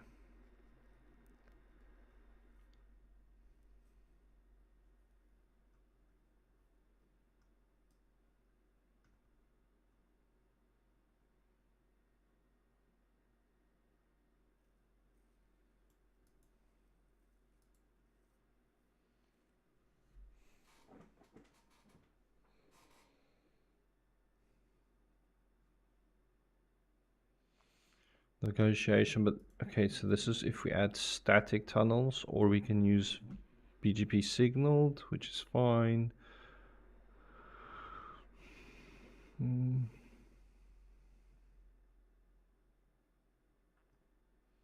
I don't I don't understand this bit though. So but this is just me looking at the marketing documentations. They're like saying, okay, here's the prerequisites for VPLS. You need the transport MPLS packets, which is fine. We've got that already sorted out. It can be LDP or RSVP traffic engineering or static bindings. Familiar side, okay, that's fine. In case if BGP is used as VPLS discovery, the backbone should be running IBGP with route reflectors, which is exactly what we've got in the lab at the moment. So nothing new for us. Example setup. Let's consider that we already have a working LDP setup from the LDP configuration guide. Routers 1, 3, and 4 have connected customer sites, blah, blah, blah. But this is one of those cases where they've, I don't know if they stopped halfway through copying stuff from the old wiki, because that's what it looks like, because there's nothing here. There's no setup example. They've literally just started explaining a scenario, but there's no picture, and we just have some reference stuff below that. So this is kind of like one of those bits where I get not frustrated, but it's kind of like, what's the point of having the documentation for these things if it's incomplete? I mean, you should know how it works, and I can figure it out, and I can go have a look at the old wiki. I mean, you can go, what's that? MikroTik TOC, MikroTik wiki. If we go to wiki.mikrotik.com, I hope, because some of the stuff, I've possibly seen some of the stuff being removed already from the old wiki. But here we can have a look at like VPLS, and we should find some BGP based VPLS.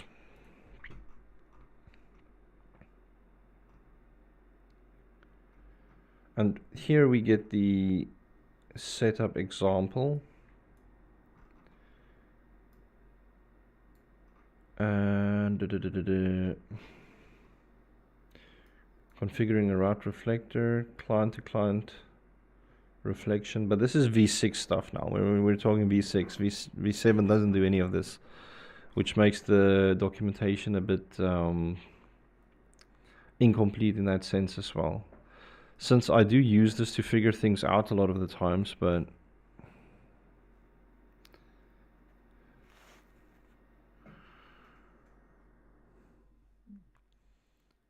route targets.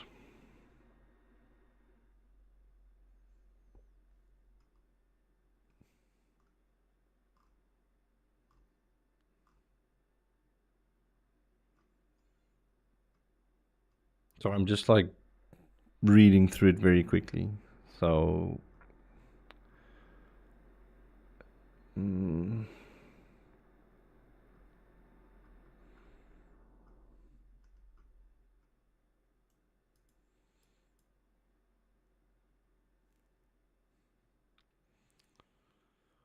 going to do something a little bit unconventional just to test with quickly. But I just have like a suspicion of what it might be. I just want to see if it is that. It might not be what I think it is.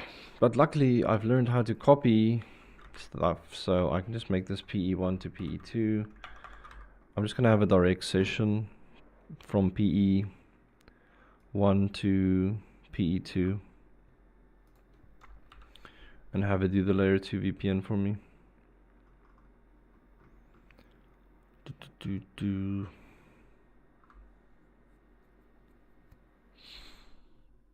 Alright, so that should be fine. And then I'm just going to do the same thing on PE2 quickly. Routing, BGP, connection. I already got the name wrong there, but it's fine. Because that should just be P1. And then this should be PE1, and this will be 2.2. 2. Then I can just apply this. And let's just look, do I have sessions? Yep. And now the question to me is it still failing? It is. It is. So this seems more like a VPLS misconfiguration and less an issue with using a route reflector, which is good. Which is good. It's just what I wanted to test, and it doesn't seem to be that the route reflector was the issue. I mean, I could even disable stuff to the route reflector, but it doesn't really change anything. There's nothing with the MPLS settings that I need to do.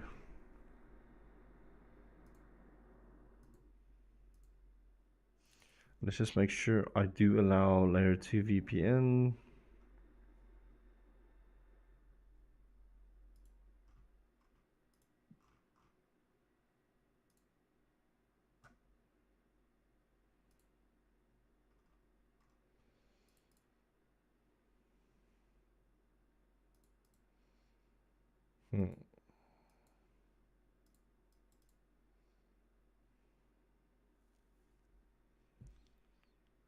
The site I've got right.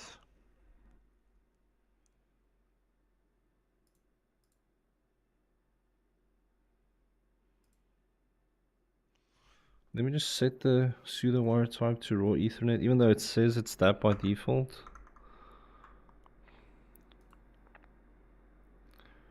VPLS.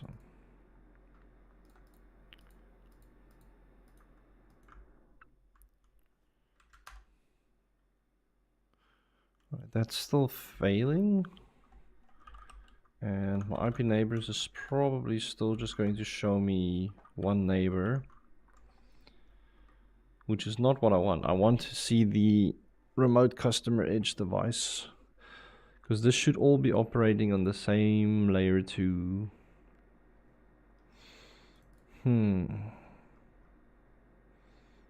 I guess I need to rewatch my own video on VPLS.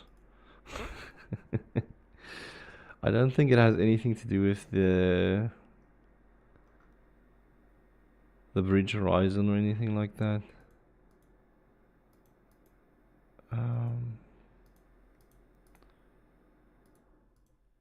Set a control word as well, though I can't think of that being an issue.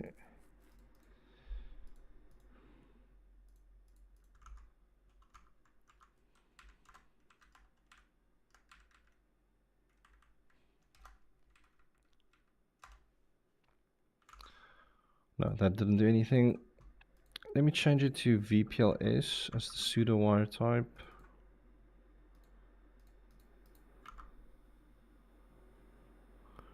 Nope.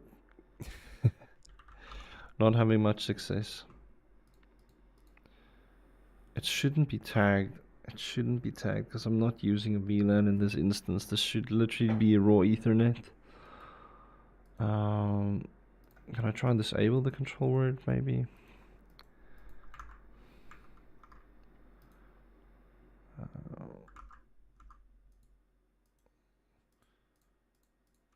Let me just make sure I matched it. And that did not do anything.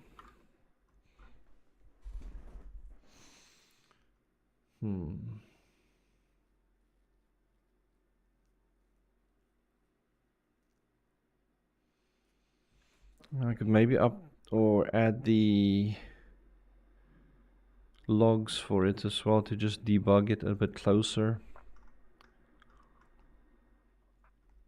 This is one of those things that I'm going to watch my own like VPLS video on again to just see what I'm doing wrong, because I'm definitely doing something wrong from the Microtix perspective, and then I can also fix that on the Juniper side. Okay, but I think this is a good place to unwind,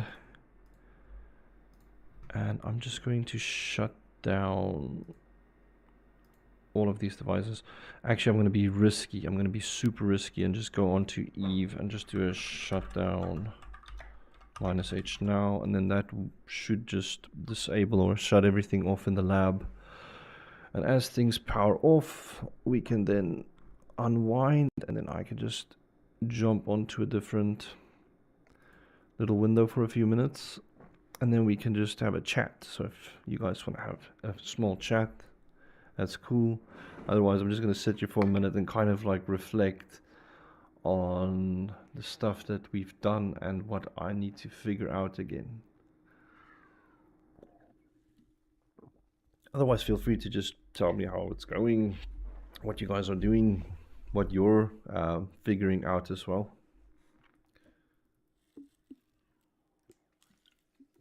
This water bottle looks dodgy. This looks like wine or something, but this is just sparkling water. San Celestino.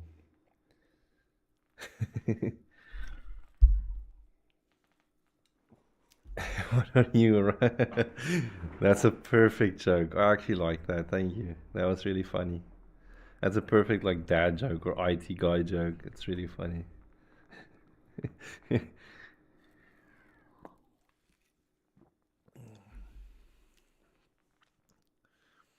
It's a pity I'm not going to be streaming the gaming tomorrow as well. Although I said I'm happy to stream the lab stuff tonight, but I do enjoy playing like Gothic as well. It's really fun.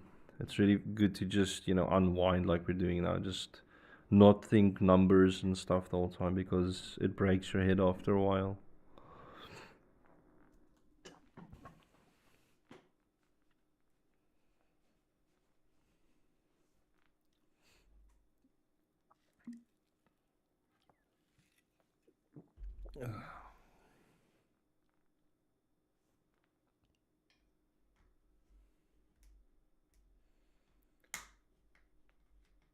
In the old videos I see you with your poster and wallpaper of G2, you must have.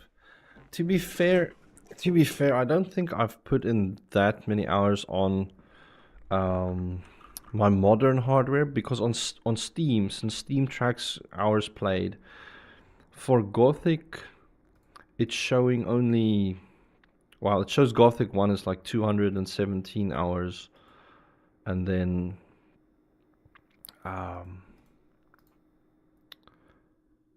oh, wow, I'm actually surprised I've got this much time. I'm just going to jump back um, to kind of show you.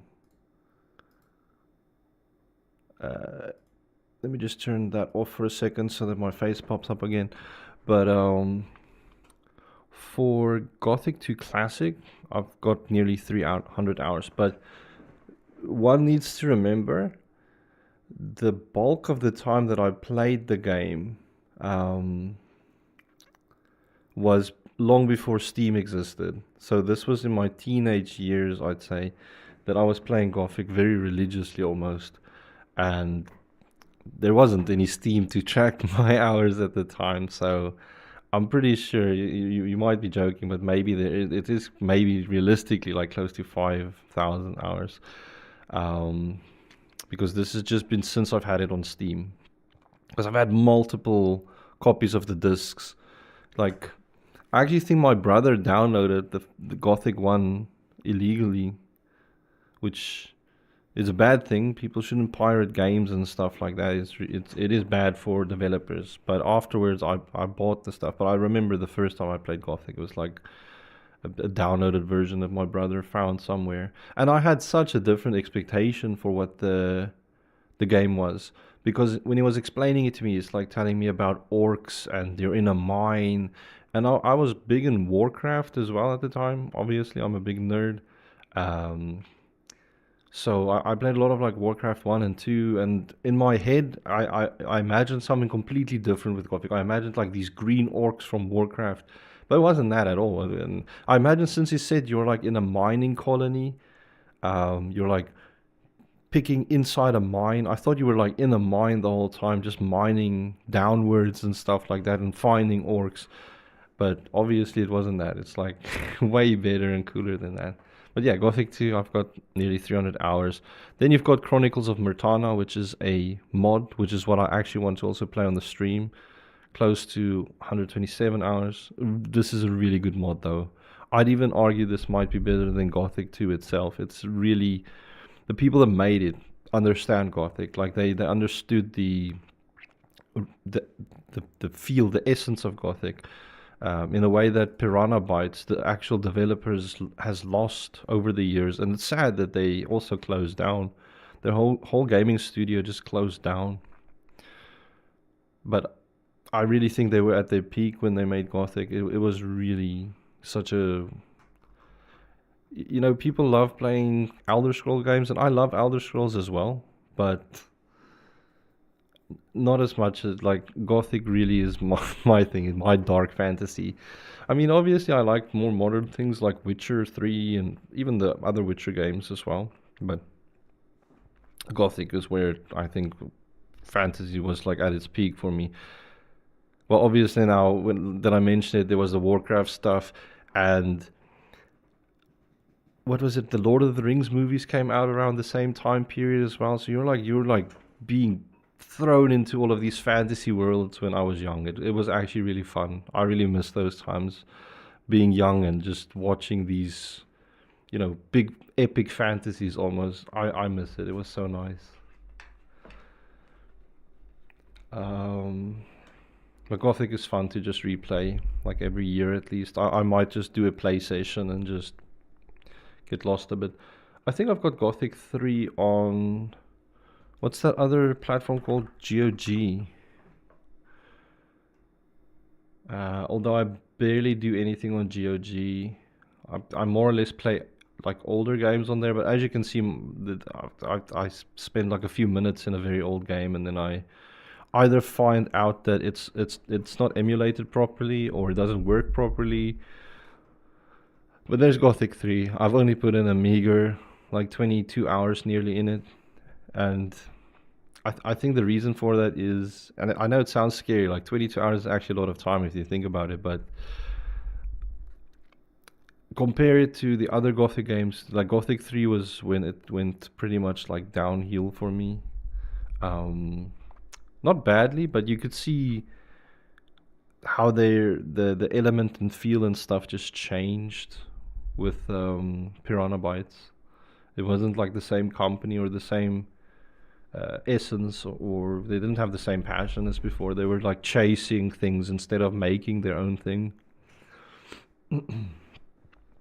This is a game I'd love to replay, Vampire the Masquerade. I know there's a new one coming out as well, but this is really a classic. This is like such a good game. Great soundtrack as well. I mean, it's got lots of gothic and rock songs and stuff like that, but it's really just a very immersive game. Very fun. At the time, it was like jaw dropping, but now it looks ridiculous if you play it. Alone in the Dark. Yeah, Alone in the Dark was like scary stuff back in the day. Ah, CD-ROM magazine.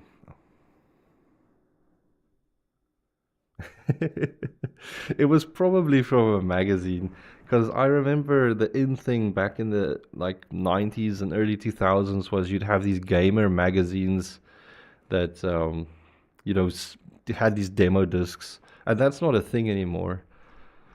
And that's so weird if you think about, you can almost remember, I can remember what it was like opening up these gaming magazines and how they even smelled.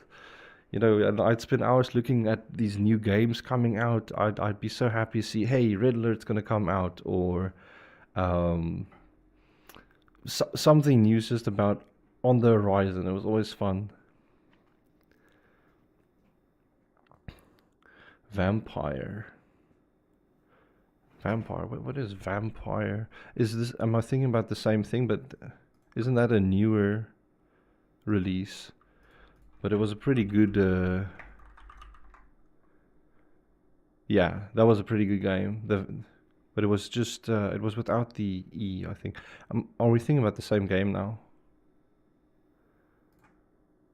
'Cause I'm thinking about this game. It came out like a few years ago, but this was like a really good RPG game as well, where you're like walking around like this doctor that's been infected as a vampire, and you need to like choose whether or not you're gonna, you know, feed or fight against it. And depending on your choices, like the world actually changes. It's really cool. I love games like that that actually takes chances and liberties, and just makes people feel. Yeah, Vampire the Masquerade was ancient. Rainbow Six. That's also how I got my full copy of Rainbow Six 3, Raven Shield. CDQ was not working, so I sent a letter and they sent me. Ah, that's awesome. That's awesome. I actually miss playing some of those old shooters as well, like Delta Force. I know they're bringing out a new Delta Force, but that was always like a big thing as well. These old games, even like Unreal Tournament, I get like these flashbacks, and it feels like I'm living in that moment. It's so weird, like time traveling for a second. Like I remember going to like a internet cafe. I don't know if you had them around your area, but we had like these internet cafes where you'd meet up with your friends, and then you just play like games. You'd like have these mini LAN parties in public. Otherwise, we'd be at like each other's houses. We'd bring our boxes, our computers, our big monitors. Those big, fat, ugly monitors that I think was giving you radiation sickness. But it was really fun. I mean, again, that's like where I got into computer networking, because my friends and I would connect up to these hubs, and we'd have to figure out what the heck is an IP address. And then my older brother was like showing me what these things are, and then that's how I figured out a little bit about networking. So really, gaming started a lot of things for me.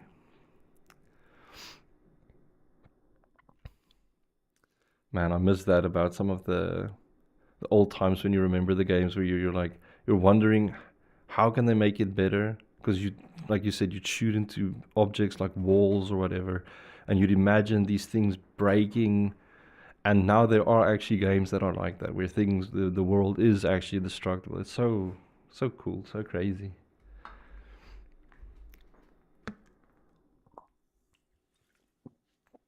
But I miss that imagination, almost like that excitement, because a lot of the times these days I don't get as excited for a lot of new games and stuff, because it's become so corporate almost. It's like they're chasing like frameworks, and it doesn't feel unique or as passionate. There are definitely developers that are passionate, but man, so much of it's gotten lost. I really think the golden age of gaming has passed us by, and it's just become like this consumer thing.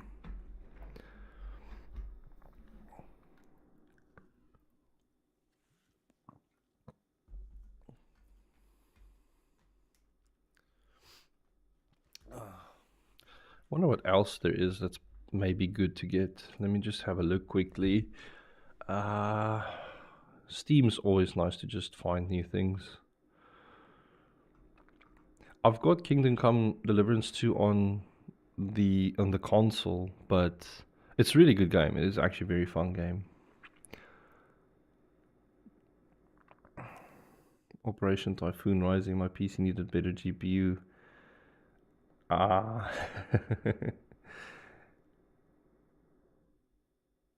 Yeah, no, that's exactly what I'm thinking about as well. Like I do think games, a lot of them lack soul and their own creativity. Most of them just try and be safe. Like for me, the new Dragon Age that came out, it's so safe. There's almost nothing that happens in it. It just feels like I'm, I feel like I'm playing something on rails. I don't even feel like it's role playing at the end of the day. Uh, your tags: gothic, dark fantasy. But the problem is when you search for gothic, it's not seeing stuff like gothic games. It thinks of like the Victorian era or gothic music. So I think I saw a meme on the gothic subreddit where they're like, it's like the guy and the girl in the music shop, and they're like, I like gothic, and the girl's also like, I like gothic too. But then you see they're like thinking about vastly different things. They're talking about completely opposite things. Um, and it's just Vampire the Bloodlines again. But what I do like about GOG with their games is most of the times it's like patched properly. So when you log in, it for the most part it just works. Not always, but you're gonna have more chance to actually play on GOG as opposed to Steam.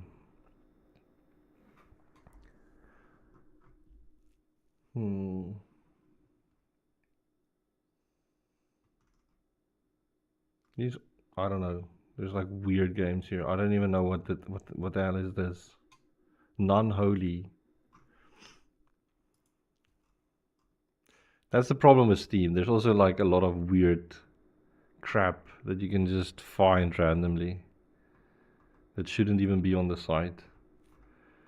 And I've seen like a lot of AI games come out recently. It's literally mass-produced garbage. It's just completely soulless. Disciples was also fun.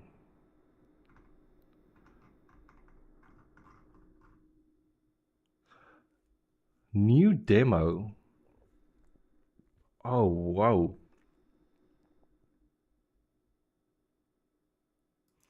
I actually saw that they released a new demo.